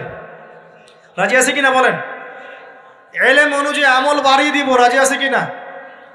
হকপন্থী ওলামায়ে কেরামের সাথে পরামর্শ করে চলবো। রাজি আছে কিনা? আমরা যৌবনকালে হালাল রিজিক অন্বেষণের চেষ্টা করবো। রাজি আছে কিনা? যৌবনের সময়কে বিন্যাস করে চলবো, এলোমেলো জীবনযাপন করবো না। রাজি আছে কিনা? নারীদের ফিতনা থেকে বেঁচে থাকার চেষ্টা করব। রাজি আছে কিনা? আগামী দিনের জন্য, ইসলামকে এগিয়ে নেওয়ার জন্য দাওয়াতের মেহনত করব। রাজি আছে কিনা? আচ্ছা, এখন আসেন, এগুলো আমাদের করণীয় ছিল, আমাদের যুবকরা এখন করছে কি সেটা শুনুন। আমাদের যুবকরা এখন কিশোর গ্যাং করছে। কিশোর গ্যাং কি করছে? আপনাদের পরিবারের কর্তা যারা আছেন তাদেরকে আমি একটু রিকোয়েস্ট করবো, আপনার সন্তানের দিকে খেয়াল রাখেন। আপনার সন্তানকে যত ছোট মনে করছেন, আপনার সন্তান এখন এত ছোট নয়। কিশোর বয়সে সে এমন পাপও করে ফেলেছে যা আপনি এখনো করেন নাই। কিশোর বয়সে এমন এমন পাপ করা তার শেষ যা আপনি এখনো চিন্তাও করতে পারেন না। অতএব সন্তানকে শুধু গায়ে গতরে বড় করলে হয় না। আমরা যে সন্তানকে মানুষ করার জন্য নিজের ঘাম ঝেড়ে দিচ্ছি, মানুষ করার অর্থ হচ্ছে ওর আত্মাটাকে গড়ে তোলা, দেহটাকে গড়ে তোলা নয়, তার আত্মাটাকে গড়ে তুলুন। সন্তান থেকে খেয়াল রাখেন। ঢাকা শহরে কিশোর গ্যাংয়ের দৌরত্বে টেকা যাচ্ছে না। রাস্তাঘাটে ছিনতাই করছে, মাদক সেবন করছে, মানুষের সম্পদ মোবাইল ধুপ করে কেড়ে নিয়ে দৌড় দিচ্ছে, এক গ্যাং আরেক গ্যাংয়ের সাথে মারামারি করছে। এগুলো শিখছে কোত্থেকে? এগুলো শিখছে আপনার ওই যে অপসংস্কৃতি দেখে দেখে। পশ্চিম থেকে, আমাদের পার্শ্ববর্তী থেকে অনেক অপসংস্কৃতি ঢুকছে ভিতরে, ওটা দেখে দেখে দেখে দেখে শিখছে কি করতে হয় না করতে। দুইটা গ্যাং তৈরি করছে এবং সিনেমাতে যেমন দেখানো হয় সে নিজেকে ওই রকম করে চিন্তা করা শুরু করেছে। এই কনসেপ্টগুলো মানুষ পাচ্ছে কোথায়? নাটক সিনেমা থেকে পাচ্ছে। একটা দল ক্রিয়েট করেছে, সে সেই দলের নেতা হয়েছে, আরেক দল তাকে মারতে আসছে, সে আবার তাকে মারতে যাচ্ছে। এই যে জিনিসগুলো, এগুলো নাটক সিনেমায় দেখানো হচ্ছে না এখন? যুবকরা শিখছে কোত্থেকে এগুলা? বাংলাদেশের মেয়েদেরকে একসময় শেখানো হয়েছে তুমি সুন্দর না, তুমি কি না, তাদের মনে ঢোকান তুমি সুন্দর না, আরো সুন্দর হতে চাও, আরো সুন্দর হতে চাও, এই ক্রিম মাখো সুন্দর হয়ে যাবে। এই একটা কনসেপ্ট ঢুকিয়ে দিছে মাথায়, তুমি সুন্দর না, তোমাকে আরো সুন্দর হতে হবে। আল্লাহ তোমাকে যে সৌন্দর্য দিয়েছেন এটা যথেষ্ট না, অন্যরা আরো অনেক বেশি সুন্দর, তুমি সুন্দর না, এই ক্রিম মাখো সুন্দর হবে। এই করতে করতে করতে ক্রিমের ব্যবসা শুরু হলো। বাণিজ্য, সবকিছুর পিছনে কি থাকে? বাণিজ্য, আর কিচ্ছু না। তারপর শুরু হলো যে পার্লার, অমুক ক্রিম তমুক ক্রিম, অমুক সোনো, এই সেই, বাস মেয়েরা পাগল হয়ে গেল। ব্যাস নতুন নতুন আমরা আমাদের সংস্কৃতি ধারণ করে যে কাপড় চোপড়গুলো পরি, কিছু মানুষ শেখালো এর চেয়ে এই ফ্যাশনটা ভালো, এটা পরো। ব্যাস ঈদে ঈদে নতুন নতুন ফ্যাশন আসা শুরু করলো। আরে পাঞ্জাবি পায়জামা পরা তো আমাদের বাপদাদাদেরই সুন্নত, এটা বাঙালিদেরই সুন্নত। সব বাদ দিয়ে এখন আমরা কি শুরু করেছি দেখেন তো। তো এগুলো কিন্তু মিডিয়া দিয়ে আপনাদেরকে ঢোকানো হয়, মিডিয়া থ্রু দিয়ে। আমরা দেখছি এখন যুবকরা, বহু যুবক মাদকাসক্ত হয়ে যাচ্ছেন, হচ্ছেন কি না? কিসের এত হতাশা ভাই? কি হয়েছে? আপনার গার্লফ্রেন্ড আপনাকে ছেড়ে চলে গেছে? তা গেছে না হয়তো, কি হয়েছে ভাই? কি হয়েছে? গার্লফ্রেন্ড ছেড়ে চলে গেছে তো কি হয়েছে? আল্লাহ পাকের জমিনে কি মেয়ের অভাব নাকি? 40 জন নারীর দায়িত্ব একটা ছেলেকে নিতে হবে সে জামানায়, মানে মা, বোন, ফুপু, খালা, স্ত্রী, এই সব মিলে 40 জন কাঁধে উঠে যাবে। এখন ঘরে ঘরে মেয়েদের সংখ্যা বাড়ছে না? নবীজি বলেছেন শেষ জামানায় মেয়েদের সংখ্যা বাড়বে, ছেলেদের সংখ্যা কমবে। কমছে কি না ছেলেদের সংখ্যা? এখন হয়তো এভারেজ 100, 104, পরে দেখবেন আরো বেড়ে গেছে। শুধু আমেরিকার হিস্ট্রি ঘেটে দেখেন, ওখানে ছেলে মেয়ের অনুপাতটা কেমন, কমছে সব জায়গাতে, আরো সামনে কমবে। তো একজন গার্লফ্রেন্ড আপনাকে ছেলে চলে গেছে, বাস জীবনটা উৎসর্গ করে দিতে হবে তার জন্য? এখন কি ফেন্সিডিল, গাঁজা, ইয়াবা এগুলো সেবন করতে হবে? আপনাকে কে সৃষ্টি করেছেন ভাই? কি উদ্দেশ্যে? প্রথমে কি একটা বলেছে, কি উদ্দেশ্যে? আমাকে আল্লাহ পাঠিয়েছেন দুনিয়াতে নামাজ পড়তে, রোজা রাখতে, দিনের প্রচার করতে, দিনের জ্ঞান অর্জন করতে, এই তো। তা আমি একজন মেয়ের জন্য জীবন নষ্ট করে দিব কেন? আমি তাহলে আল্লাহর কাছে কি মুখ দেখাবো আর নবীর কাছে কি মুখ দেখাবো? ওখানে গিয়ে বলবো আল্লাহ আমি আমার অমুক প্রেমিকার জন্য আশেক হয়ে একদম জীবন দিয়ে দিয়েছি, আত্মহত্যা করেছি? গেছে ভাই, যাইতে দেন। যে ব্যক্তি আপনার অবস্থানকে মূল্যায়ন করে নাই সে আপনার যোগ্য ছিল না। এখন আপনি কি করবেন? নিজের অবস্থান উন্নত করেন, আপনার পিছনে লাইন ধরে ঘুরবে ইনশাআল্লাহ। এটাই বাস্তবতা। দুনিয়া খুব খারাপ জিনিস। মানুষ মানুষের অবস্থানকে মূল্যায়ন করে, মানুষ মানুষের অবস্থানকেই মূল্যায়ন করে, কিন্তু আল্লাহ রাব্বুল আলামিন আপনাকে সর্বাবস্থায় ভালোবাসেন। আলহামদুলিল্লাহ। এই যে আমরা এখন অনেক পাপ করছি না, আল্লাহ কি আমাদেরকে আযাব দিয়ে ধ্বংস করে দিয়েছেন? আল্লাহ পাক এখনো আমাদেরকে ভালোবাসেন, রহম করেন, অপেক্ষায় আল্লাহ পাক অপেক্ষা করছেন কখন তওবা করবে, আমি তওবা কবুল করব। এই কখন আমার বান্দা খালি একবার বলে আস্তাগফিরুল্লাহ, আল্লাহ পাক সাথে সাথে মাফ করে দেবেন। আর সেই আল্লাহকে ভুলে আপনি কার পিছনে ছুটছেন? আমরা কিন্তু নিয়াত করতে পারি ভাই যে আমরা যারা ওয়াজ শুনলাম জীবনে কোনোদিন সিগারেটে হাত দিব না ইনশাআল্লাহ। রাজি আছি ভাই? অন্য বড় বড় জিনিস তো বহুত দূরের কথা। আচ্ছা, অনেকে রাজি হয় নাই কেন? আপনারা কি অলরেডি আসক্ত? আমি অনেক ভাইকে দেখেছি মাশাআল্লাহ ইফতার খুলেই একদম বেনসন টানা শুরু করে। হ্যাঁ, এটা যে হারাম আপনাদেরকে কেউ ওয়াজ করে শোনায় নাই? এটাকে কি মনে করেন আপনারা, হারাম না হালাল?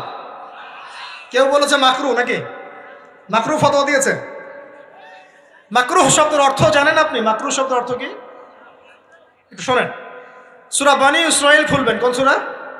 সূরা বনী ইসরাইল। আল্লাহ পাক বলছেন আমি বনু ইসরাইলকে এই কাজগুলো করতে নিষেধ করেছি। কোন কোন কাজ? জেনা করো না, জেনার ধার কাছে যেও না, এতিমের মাল আত্মসাৎ করো না, শিরিক করো না ইত্যাদি। যারা আলেম আছেন তারা আমার কথা বুঝবেন। এই কাজগুলোর পরে আল্লাহ পাক বলছেন যে এই প্রত্যেকটা কাজ আল্লাহর কাছে মাকরুহ, অপছন্দের। কিসের? অপছন্দ। তাহলে এটাকে আপনি সহজ মনে করছেন? নিয়াত করি আল্লাহ পাকের সন্তুষ্টির জন্য আমরা কোনোদিনও মাদকের সাথে সম্পৃক্ত হব না ইনশাআল্লাহ। আর বিশ্বাস করেন, শুধুমাত্র মাদকদ্রব্য নিয়ন্ত্রণ অধিদপ্তর এই আইন কানুন এগুলো দিয়ে, জরিমানা দিয়ে মানুষকে মাদক ছাড়ানো যাচ্ছে না, যাবে না। কেন যাবে না এটা আপনারা খুব ভালো করেই জানেন, আমি বলতে চাচ্ছি না। অনেক সময় মাদক বিরোধী কনসার্ট করে মানুষ, মাদক বিরোধী কনসার্টে ওঠার আগে এক বোতল ডাইল খেয়ে আসে আগে। এগুলো কি বাস্তব কথা বলছি না অবাস্তব কথা বলছি? আমাদের যুবক ভাইরা কোশ্চিন কালেও মাদকের ধার কাছে যাবেন না ইনশাআল্লাহ। একটা হাদিস খালি মনে রাখেন, একটা, এই হাদিসটা মনে রাখেন। নবী সাল্লাল্লাহু আলাইহি ওয়াসাল্লাম বলেছেন কেউ যদি মাদকদ্রব্য সেবন করে তার 40 দিনের নামাজ কবুল হবে না। সিগারেট একটা খেয়েছি, 40 দিন নামাজ নাই। এরপর যদি সে তওবা করে আল্লাহ মাফ করে দিবে। আবার যদি মাদক খায় আবার 40 দিন কবুল হবে না। যদি আবার তওবা করে আল্লাহ মাফ করে দিবে। আবারও যদি খায় আবারও 40 দিন কবুল হবে না। আবারও তওবা করলে আল্লাহ আবার মাফ করে দিবে।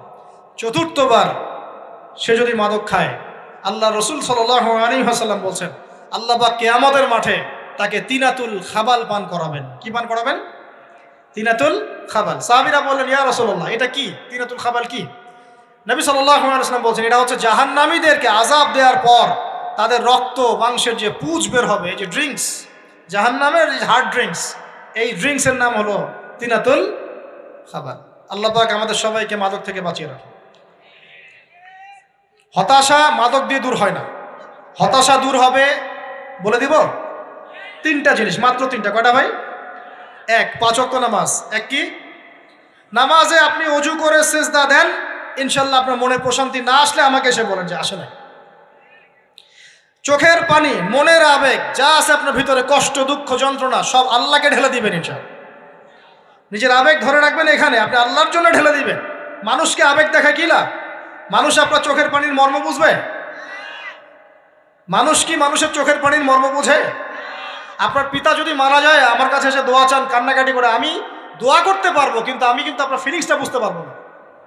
আপনার অনুভূতি কে বুঝতে পারবেন? আল্লাহ পাক আপনার ঘাড়ের রগের চেয়েও কাছে আছে। সুবহান সুবহান, আল্লাহ পাক ঘাড়ের রগের চেয়ে কাছে আছে। গতকালকে বাংলাদেশের একজন বরেণ্য আলেমের সাথে একটা কনফারেন্সে ছিলাম। উনি বলছিলেন যে এক ব্যক্তি, এটা শোনেন, এক ব্যক্তি খুব তার শখ যে তিনি সাহাবীদের মতো নামাজ পড়া শিখবেন। কথা বুঝতে পারছেন? সাহাবীদের মতো নামাজ শিখবেন। তো একজন বরেণ্য আলেমের কাছে এসেছেন, এসে বলছেন যে আমাকে সাহাবীদের মতো নামাজ শিখিয়ে দেন। তখন সেই আলেম আরেকজন আলেমের সন্ধান দিয়েছেন যে তুমি তার কাছে যাও, তিনি শেখাবেন। তো সেই ব্যক্তি একটু অবাক হয়েছেন, কারণ যাকে প্রশ্ন করেছিলেন তিনি অনেক বড় মুহাদ্দিস, আর যার কাছে পাঠানো হচ্ছে তিনি অত বড় মুহাদ্দিস নন, কিন্তু আবেদ, আমল করেন। তাকে গিয়ে বলছেন উনি আমাকে পাঠিয়েছেন সাহাবীওয়ালা নামাজ শিখিয়ে দেন। তখন তিনি বলছেন ঠিক আছে, সুন্দর করে উজু করে আসো, সুন্দর করে অজু করে আসো। অজু করার সময় খালি খেয়াল রাখবা যে আমি অজু করছি শুধু আল্লাহর সন্তুষ্টির জন্য। কি খেয়াল রাখবেন? অজু করছি শুধু আল্লাহকে রাজি খুশি করার জন্য অজু করছে, আর কোনো উদ্দেশ্য নাই আমার। অজু করতে যাচ্ছে, তিনি আবার বলছেন দাঁড়াও, শুধু আল্লাহকে রাজি খুশি করার জন্য অজু করো। আবার শুরু করছেন, আবার বলছেন শোনো, শুধু আল্লাহকে রাজি খুশি করার জন্য অজু করো। এভাবে বলতেই আছেন, নামাজে দাঁড়িয়েছেন, দাঁড়ানোর আগে বলছেন শোনো, শুধু আল্লাহকে রাজি খুশি করার জন্য নামাজ পড়ো। বলতেই আছেন। এক পর্যায়ে সে ব্যক্তি নামাজ শুরু করলো, নামাজে মনোযোগ এদিক ওদিকে যায়, আর তার মাথায় এটা আসে, এই শুধু আল্লাহকে রাজি খুশি করার জন্য আমাকে নামাজ পড়তে হবে, শুধু আল্লাহকে রাজি খুশি করার জন্য নামাজ পড়তে হবে। এই চিন্তা তার মনের মধ্যে ঘুরপাক খাচ্ছে। এভাবে নামাজটা সে শেষ করেছে। শেষ করে চিন্তা করছে যে নামাজ তো পুরোপুরি মনোযোগ দিতে পারলাম না, বারবার মাথার মধ্যে এরকম চিন্তা আসছে, আল্লাহ আমাকে তুমি মাফ করে দাও, নামাজটা আমার মনে হলো না ঠিক মতো। তখন সে ফিরে এসে তার সে ওস্তাদকে বলছেন আমার তো নামাজ এরকম করে পড়লাম, কিন্তু শেষমেশ মনে হলো যে নামাজটা হয়তো কবুল হয় নাই, আল্লাহর কাছে খুব মাফ চাইলাম, আল্লাহ আমাকে মাফ করে দাও, নামাজটা মনে হলো না। তখন সেই যে প্রথম ব্যক্তি যিনি পাঠিয়েছেন তিনি বলছেন এটাই হলো সাহাবীওয়ালা নামাজ। তারা আল্লাহকে রাজি খুশি করার জন্য নামাজ পড়তেন, নামাজ শেষ করে আল্লাহর কাছে ইস্তেগফার করতেন, আল্লাহ কিছুই হলো না, কিছুই হলো। আমার কথা কি বুঝতে পারছেন? অতএব আল্লাহকে রাজি খুশি করার জন্য আপনি আপনার আবেগ, আপনার ইবাদত সব ঢেলে দিবেন, অন্য কারো কাছে কিছু পাওয়ার আশা করবেন। অতএব নামাজ আপনার মাদকের দিকে যাওয়া লাগবে না, নামাজই আপনার হতাশা দূর করে দেবে ইনশাআল্লাহ। 2 নাম্বার আমল হচ্ছে কোরআন তেলাওয়াত। যে ব্যক্তি কোরআন তেলাওয়াত করতে পারে নিয়মিত, তার মনের মধ্যে এই হতাশা, এই ভীরুতা, এই কাপুরুষতা কিচ্ছু আসবে না ইনশাআল্লাহ। আমি গ্যারান্টি দিচ্ছি আপনাকে, হতাশা আসবেই না আপনার মনে যদি আপনি কোরআন বুঝতে পারেন। কোরআনের একটা আয়াত নিয়ে কোনো সময় দেখা যায় 2-3 ঘন্টা সময় পার হয়ে যাচ্ছে, আয়াতটা ছেড়ে সামনে যেতে পারছি না। কোরআনের ভিতরে ঢুকলে আপনি দুনিয়ায় ভুলে যাবেন কি হচ্ছে আশপাশে। আমি এমন অনেক আলেমকে দেখেছি যে পাতলা একটা বই, আরবি বই নিয়ে পড়া শুরু করেছেন, ওই যে ফজরের পরে জোহরের ওয়াক্ত হয়ে যাচ্ছে, বইটাই শেষ করতে পারেননি। বুঝতে পারবেন? যখন আপনি ইলমের ভিতরে ঢুকে যাবেন, কোরআনের ভিতরে, হাদিসের ভিতরে, আপনার দুনিয়ার খেয়ালই নাই। একজন আলেম তিনি এক রাত্রে একটা বই লিখেছিলেন, চটি বই, এক রাত্রের মধ্যে। বলা হচ্ছে তার সম্পর্কে বলা হচ্ছে যে রাতের খাবার তাকে দেয়া হয়েছে যে আপনি এটা খেয়ে নেন। তো যে খাবারটা পাশেই আছে, খাবারটা খাবো, এটা লিখে খাবারটা খাবো, এরকম তার চিন্তা ছিল। ফজর হয়ে গেছে, বই লিখাও শেষ, খাবার এই অবস্থায় পড়ে আছে, ডুবে গেছেন ভিতরে, খাওয়ার মাথায় তার খেয়াল নাই। এরকম হয়। একজন মনীষী, বিখ্যাত মনীষী, রিয়াদুস সালেহীন কিতাবের রাইটার, সংকলক আল্লামা নববী রাহিমাহুল্লাহ, এরকম সারা রাত চলে গেছে, পাশে 2টা খেজুর, ওই 2টা খেজুর খাওয়ারই সময় পান। হাদিস নিয়ে গবেষণা করতে রাত পার হয়ে গেছে। আমি বলতে চাচ্ছি যখন ইলমের ভিতরে, কোরআন হাদিসের ভিতরে ঢুকে যাবেন, আপনার দুনিয়ার খেয়াল আপনার চলে যাবে ইনশাআল্লাহ। এই টেনশন, হতাশা, এই সেই বাদ, তখনই আল্লাহ পাক আপনাকে তার পক্ষ থেকে রহমত দিবেন, বরকত দিবেন, আল্লাহ আপনার দুনিয়ার কাজগুলো করে দিবেন ইনশাআল্লাহ। তখন দেখবেন কেউ আপনার দুনিয়ার ওই কাজটা করে দিয়েছে, কেউ ওই কাজটা করে দিয়েছে, কেউ বাসায় খাবার পাঠিয়ে দিয়েছে, আল্লাহ পাকই এগুলো করাই দিবেন ইনশাআল্লাহ। তো প্রিয় ভাইরা, মাদকে যাব না আল্লাহর কাছে আসবো? 2 নাম্বার কোরআন তেলাওয়াত, 3 নাম্বার আল্লাহর জিকির। 3 নাম্বার কি ভাই? আল্লাহর জিকির। চলতে ফিরতে সব সময় মুখ চলতে থাকবে, মুখ না চললেও মন তাজা থাকবে, মনে মনে জিকির হতে থাকবে। মনে মনে জিকির করতে পারেন? মুখ নড়বে না, কিন্তু মনে মনে আপনার একটা জিকির হতে থাকবে, সুবহানাল্লাহ বা আলহামদুলিল্লাহ, লা ইলাহা ইল্লাল্লাহ, আল্লাহু আকবার। পারা যাবে? পারে। মানুষের মন কখনো চুপ করে থাকে না, কিন্তু মানুষের মন অলওয়েজ কিছু না কিছু চিন্তা করতে থাকে না, যতক্ষণ না ঘুমায় মানুষ। তো প্রিয় ভাইরা, বেশি বেশি জিকির করবো, সুবহানাল্লাহ, আলহামদুলিল্লাহ, লা ইলাহা ইল্লাল্লাহ, আল্লাহু আকবার, লা হাওলা ওয়ালা কুওয়াতা ইল্লা বিল্লাহ, এগুলো চলতে থাকবে। আল্লাহ পাক তৌফিক দান করুন। আমরা আমাদের সমাজে যুবকদেরকে এরকম টিকটকে দেখছি, অনলাইনে আসক্ত দেখছি, জেনায় আসক্ত দেখছি, পর্নোগ্রাফিতে আসক্ত দেখছি। আমরা দেখছি আমাদের যুব সমাজকে মাদকে আসক্ত, কিশোর গ্যাংয়ে আসক্ত। এইগুলো কি আমাদের কাম্য ছিল ভাই? আমাদের কাম্য ছিল?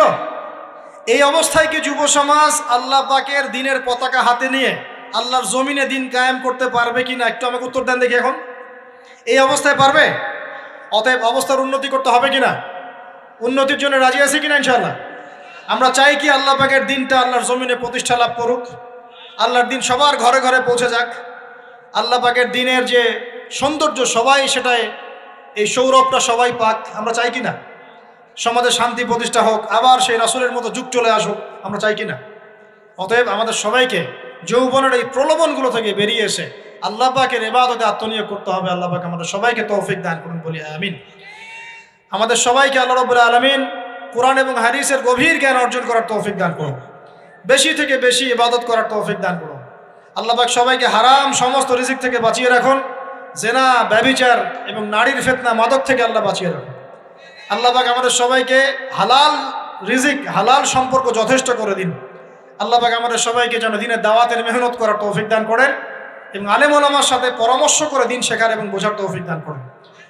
আর লেকচার শেষ করার আগে দুটো বিষয় বলে শেষ করছি, একটু মনোযোগ দিন। একটা হচ্ছে আমাদের যুবতী দিনী বোনদের জন্য, এখানে বোনরা আছেন না? আছেন কি না? দিনী বোনরা আছেন?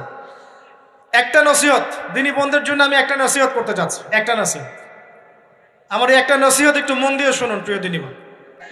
রাসূলুল্লাহ সাল্লাল্লাহু আলাইহি ওয়াসাল্লাম আমাদের দিনী বোনদের জন্য জান্নাতে যাওয়ার একটা ফর্মুলা বলে দিয়েছেন। আমি কি বলবো সেটা? আচ্ছা, রাসূলুল্লাহ সাল্লাল্লাহু আলাইহি ওয়াসাল্লাম বলেছেন আমাদের দিনী বোনেরা, আমাদের মায়েরা, এই নারী জাতি মাত্র 4টা কাজ করলে জান্নাতের যে কোনো দরজা দিয়ে ইচ্ছা প্রবেশ করতে পারবেন। খুশি হন নাই? কয়টা কাজ? মাত্র 4টা। এক, যদি আমাদের দিনী বোনেরা 5 ওয়াক্ত নামাজটা ওয়াক্ত মতো পড়ে, আল্লাহ পাক তৌফিক দান করুন, বলি আমিন। 2 নাম্বার, যদি তারা রমাদান মাসের রোজাটাকে ঠিক মতো আদায় করতে পারে। 1 নাম্বার 5 ওয়াক্ত নামাজ ঠিকঠাক আদায় করা, 2 নাম্বার রমজান মাসে সওম রাখা, 3 নাম্বার তাদের লজ্জাস্থানের হেফাজত করা, মানে শরঈ পর্দা মেনটেন করা, শরঈ পর্দা মেনটেন করা। এবং আমি বলে দেই, চেহারাটা আপনাদের পর্দার অন্তর্ভুক্ত। এটা নিয়ে অনেক বাকবিতণ্ডা হয় না সমাজে, চেহারা দেখানো যাবে কি যাবে না ইত্যাদি। চেহারা আপনার পর্দার অন্তর্ভুক্ত বিষয়, ফুল স্টপ। এর উপরে ফতোয়া অনেকভাবে দিচ্ছে, কিন্তু বরেণ্য উলামায়ে কেরামের কিতাবগুলো ঘাটাঘাটি করেন, তাদের ফতোয়া হচ্ছে চেহারা আপনার পর্দার অন্তর্ভুক্ত বিষয়, চেহারা ঢেকে রাখবেন, আল্লাহ পাক তৌফিক দান করুন। চোখ থাকবে খোলা, ঠিক আছে। 4 নাম্বার, স্বামীর আনুগত্য করতে হবে। স্বামীর আনুগত্য, এই যে আনুগত্য শব্দ শুনলেই মানুষের একটা মানে নেগেটিভ ধারণা তৈরি হতে পারে। স্বামীর আনুগত্য মানে কি আমি তার দাসত্ব করব? আনুগত্য মানে, প্রিয় দিনী বোন, আনুগত্য মানে দাসত্ব নয়। আনুগত্য মানে কোরআন সুন্নাহর যে বিধানগুলো আপনার স্বামী আপনাকে পালন করতে বলবে, আপনি সেগুলো করবেন, আপনি করতে বাধ্য। কিন্তু স্বামী যদি কোরআন সুন্নাহর বাইরে কিছু করতে বলে, সেটা মানতে আপনি বাধ্য নন। স্বামী যদি আপনাকে বলে যে সুদ খাও, এই যে সুদী এনজিওতে আসো, নাম লেখাও। স্বামী যদি আপনাকে বলে যে আসো বেপর্দায় বাইরে যাই, সাজুগুজু করে বের হও, চলো ঘুরে আসে বেপর্দায়। স্বামী যদি বলে দেবরকে একটু খাবারটা দিয়ে আসো, আমার অফিসের কলিগ আসছে, খাবার পরিবেশন করো, আসো ডাইনিংয়ে আসো। এই যে হারাম কাজ, বেপর্দার আদেশ করছে, সুদের আদেশ করছে, আপনি সেগুলো পালন করবেন। কিন্তু হালাল বৈধ যে কোনো বিষয় আপনি স্বামীর আনুগত্য করবেন, এটা আপনার উপর ফরজ। এই 4টা কাজ যদি আপনি করতে পারেন, জান্নাতের যে কোনো দরজা দিয়ে ইচ্ছা আপনি প্রবেশ করতে পারবেন ইনশাআল্লাহ। আল্লাহ পাক আমাদের দিনী বোনদেরকে এই 4টা কাজ করার তৌফিক দান করুন। আমাদের সবাইকে আল্লাহ পাক জান্নাতের জন্য কবুল করুন, বলি আমিন। আর একটা বিষয় বলতে চাচ্ছিলাম, সেটা হলো ওই যে প্রথমে বলেছি যে সূরা ইউসুফের সেই সমাধানটা বলবো কি না? আচ্ছা, সূরা ইউসুফটা ইনশাআল্লাহ আমি আরেকদিন পুরো সূরাটা সংক্ষিপ্ত করে আলোচনা করব ইনশাআল্লাহ। যদিও একটা লেকচারে সম্ভব হবে বলে মনে হচ্ছে না আমার কাছে, 2টা বা 3টা লেকচারে নিয়ে আসবো ইনশাআল্লাহ। তবে আজকে একটা চিস্ট খালি বলছি। ইউসুফ আলাইহিস সালামের জীবনটা খুবই ট্র্যাজেডিপূর্ণ। নবীর পরিবার থেকে ভাইদের শত্রুতায় ওই যে কূপে চলে গেলেন, কূপ থেকে চলে আসলেন মিশরের বাজারে, সেখান থেকে বিক্রি করে দেওয়া হলো তাকে, রাজা তাকে কিনে নিলেন, তারপরে সেখানে তিনি বড় হতে লাগলেন রাজপ্রাসাদে। তারপরে ওই যে রাজার কি স্ত্রী তাকে জেনার জন্য আহ্বান করেছিল, সেখান থেকে তিনি জেলখানায় চলে গেলেন, আবার জেলখানা থেকে আবার মিশরের খাদ্য মন্ত্রণালয়ের দায়িত্ব পেলেন, তারপরে তিনি মিশরের শাসকের দায়িত্ব পেয়ে গেছেন, তাই তো? আচ্ছা, এর মধ্যে একটা জায়গা খালি বলবো আজকে আপনাদের।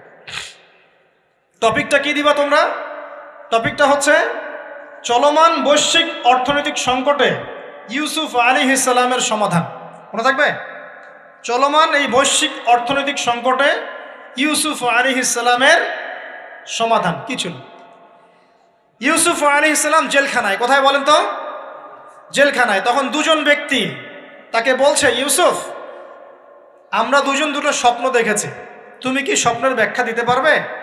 আমরা তোমাকে সত্যবাদী বলে মনে করি। ইউসুফ আলাইহিস সালাম বলছেন, খাবার আসার আগেই তোমাদেরকে স্বপ্নের ব্যাখ্যা দিয়ে দেব। একজন বলছে, আমি দেখলাম আমার মাথায় রুটি রাখা আছে আর পাখি এসে রুটির থেকে খেয়ে ফেলছে। আমার কথা বুঝতে পারছেন কিনা ভাই? আচ্ছা, দুই নাম্বার, দ্বিতীয় ব্যক্তি বলছে, আমি দেখলাম আমি শরাব পান করাচ্ছি আমার মনিবকে। কথা বুঝতে পারছেন? এখন ইউসুফ আলাইহিস সালাম বলছেন, তুমি যে শরাব পান করাচ্ছ মনিবকে, তোমাকে অতি সত্বর মুক্তি দেওয়া হবে ইনশাআল্লাহ। আর যার মাথার উপর থেকে রুটি খেয়ে নেওয়া হচ্ছে তাকে শুলদণ্ড দেওয়া হবে, মৃত্যুদণ্ড দেওয়া হবে। কি বললেন? একজনকে দেওয়া হবে মৃত্যুদণ্ড, একজন কি হবে? ছাড়া পাবে। আর যাকে মনে হলো যে এই ছাড়া পাবে, ইউসুফ আলাইহিস সালাম বললেন, তুমি যখন ছাড়া পাবে তোমার মনিবের কাছে, মালিকের কাছে আমার কথা বলো, আমার কথা আলোচনা করো। কিন্তু শয়তান তাকে ভুলিয়ে দিল, সে আর কথা বলতে পারল। আরো কয়েক বছর চলে গেল, ইউসুফ আলাইহিস সালাম তখনও জেলেই আছে। একদিন এই রাজা স্বপ্ন দেখলেন। কি স্বপ্ন দেখলেন? যে 7টা পাতলা পাতলা গাভী, মোটা মোটা 7টা গাভীকে খেয়ে ফেলছে। 7টা কি গাভী? জীর্ণ শীর্ণ গাভী 7টা মোটা তাজা গাভীকে খেয়ে ফেলছে। আর দেখলেন 7টা সবুজ শীষ। শীষ বোঝেন কিনা? এই ধানের শীষ না, আবার সবুজ শীষ। আর দেখছেন এই যে শীষ মরে গেলে যেমন দেখায় না একটা রং, এরকম শীষ। তো এখন রাজা খুব চিন্তিত হয়ে পড়লেন যে আসলে এই স্বপ্নের কি ব্যাখ্যা। তিনি সবাইকে ডেকে বললেন, স্বপ্নের ব্যাখ্যা কি তোমরা জানো? তখন রাজ্য পরিষদের এই যে এমপি মন্ত্রী যারা আছে তারা বলছে, না, এটা কি স্বপ্ন, আহলাম, এটা একটা বাজে স্বপ্ন, উদ্ভট স্বপ্ন, আমরা এটার মানে জানি না। আমরা হলো তাই তো বলতাম নাকি ভাই? কিন্তু ওই ব্যক্তি স্মরণ হয়ে গেল যে ছাড়া পেয়েছে, আরে ইউসুফ তো স্বপ্নের ব্যাখ্যা দিতে পারে।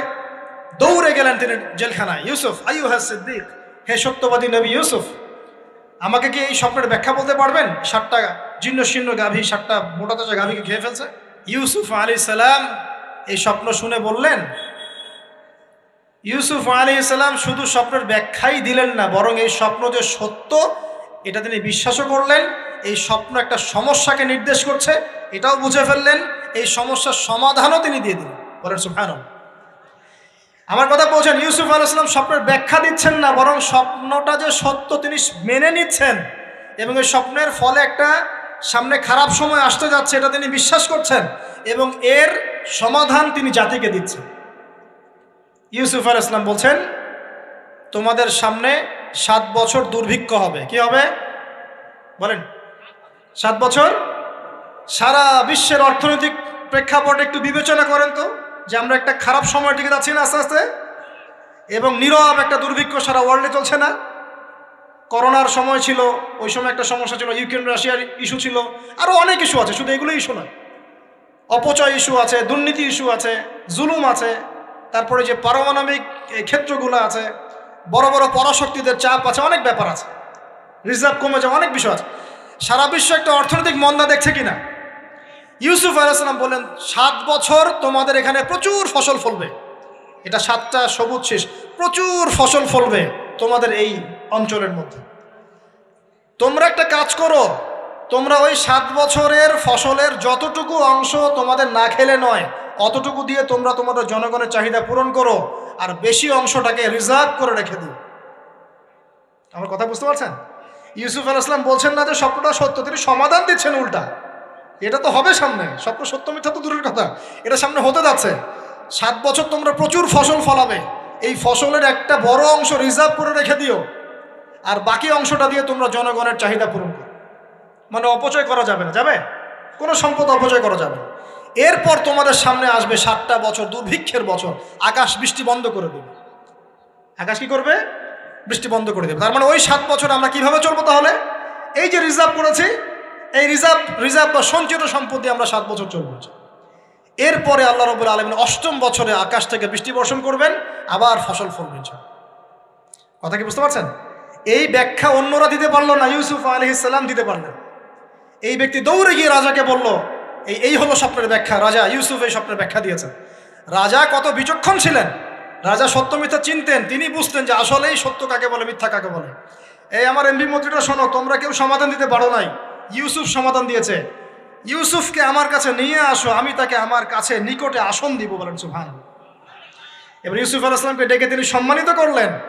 সম্মানিত করে বললেন যে কোন দায়িত্ব দিলে তুমি আমাদের এই রাজ্যটাকে বাঁচাতে পারবে এই দুর্ভিক্ষের হাত থেকে। ইউসুফ আলাইহিস সালাম নিজে বলছেন, আমি হচ্ছে বিশ্বস্ত মানুষ, আমি হচ্ছি রজুলুন আমিন, আমি বিশ্বস্ত এবং আমি আস্থাভাজন।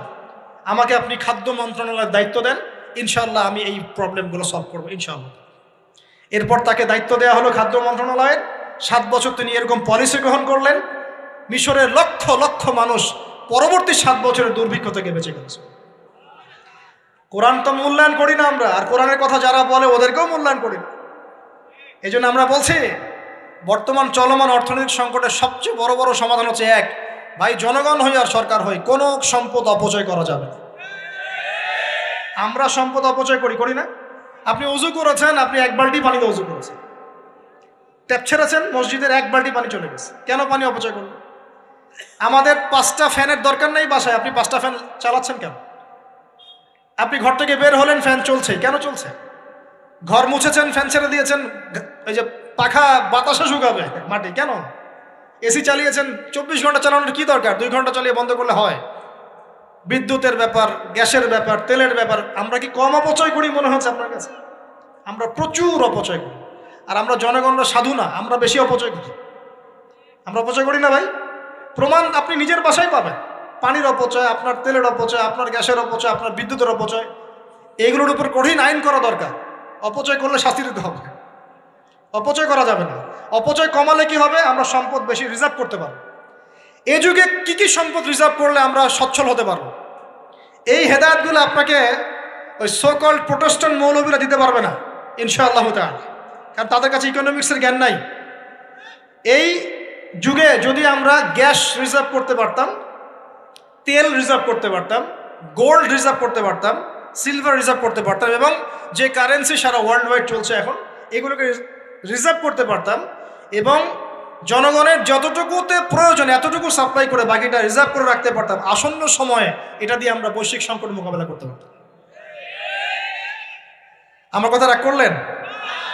আমি কি কারো শত্রু? কোন দলের লোক? আমি আপনাদের জাতির একজন, আপনাদেরই ভাই, আপনার শুভাকাঙ্ক্ষী, এবং আপনি আর আমরা ভাইয়ের মতো। কিসের মতো? নিজের ভাইয়ের মতো। আপনার গায়ে আঘাত লাগলে আমি কষ্ট পাবো, আপনাকে কে গালি দিলে আমি কষ্ট পাবো। আমাদের জনগণের ক্ষতি হলে আমাদের বুক কাঁদবে না? জনগণের ক্ষতি হলে, দুঃখ দুর্দশা হলে আমাদের বুক কাঁদা উচিত, উচিত কি না? আমাদের সবাইকেই যার যার দায়িত্ব পালন করতে হবে। আমরাও অপচয় বন্ধ করে দেবো ইনশাআল্লাহ তাআলা। রাজি আছি ইনশাআল্লাহ? যত বাকি বকেয়া সব আছে সব পরিশোধ করার চেষ্টা করবো ইনশাআল্লাহ। আমরা সরকারি সম্পদ অন্যায়ভাবে আত্মসাৎ করব না, এবং আমরা আমাদের সমাজে যত দুর্নীতি আছে এটা বন্ধ করতে হবে। যত প্রকার দুর্নীতি আছে বন্ধ করতে হবে, যত কালো টাকা আছে সাদা করতে হবে, এবং সাস্টেইনেবল অ্যাসেটগুলোকে রিজার্ভ করতে হবে। তাহলে আগামীতে বিশ্ব ডুবে যায়, যাক, বাংলার মাটি ডুববে না ইনশাআল্লাহ। ইউসুফ আলাইহিস সালাম এই হেদায়েত আমাদেরকে দিয়ে গেছেন, কোরআনের মাধ্যমে আল্লাহ এই হেদায়েত আমাদেরকে দিয়ে গেছেন। আল্লাহ পাক আমাদের সবাইকে কোরআন বোঝার তৌফিক দান করুন।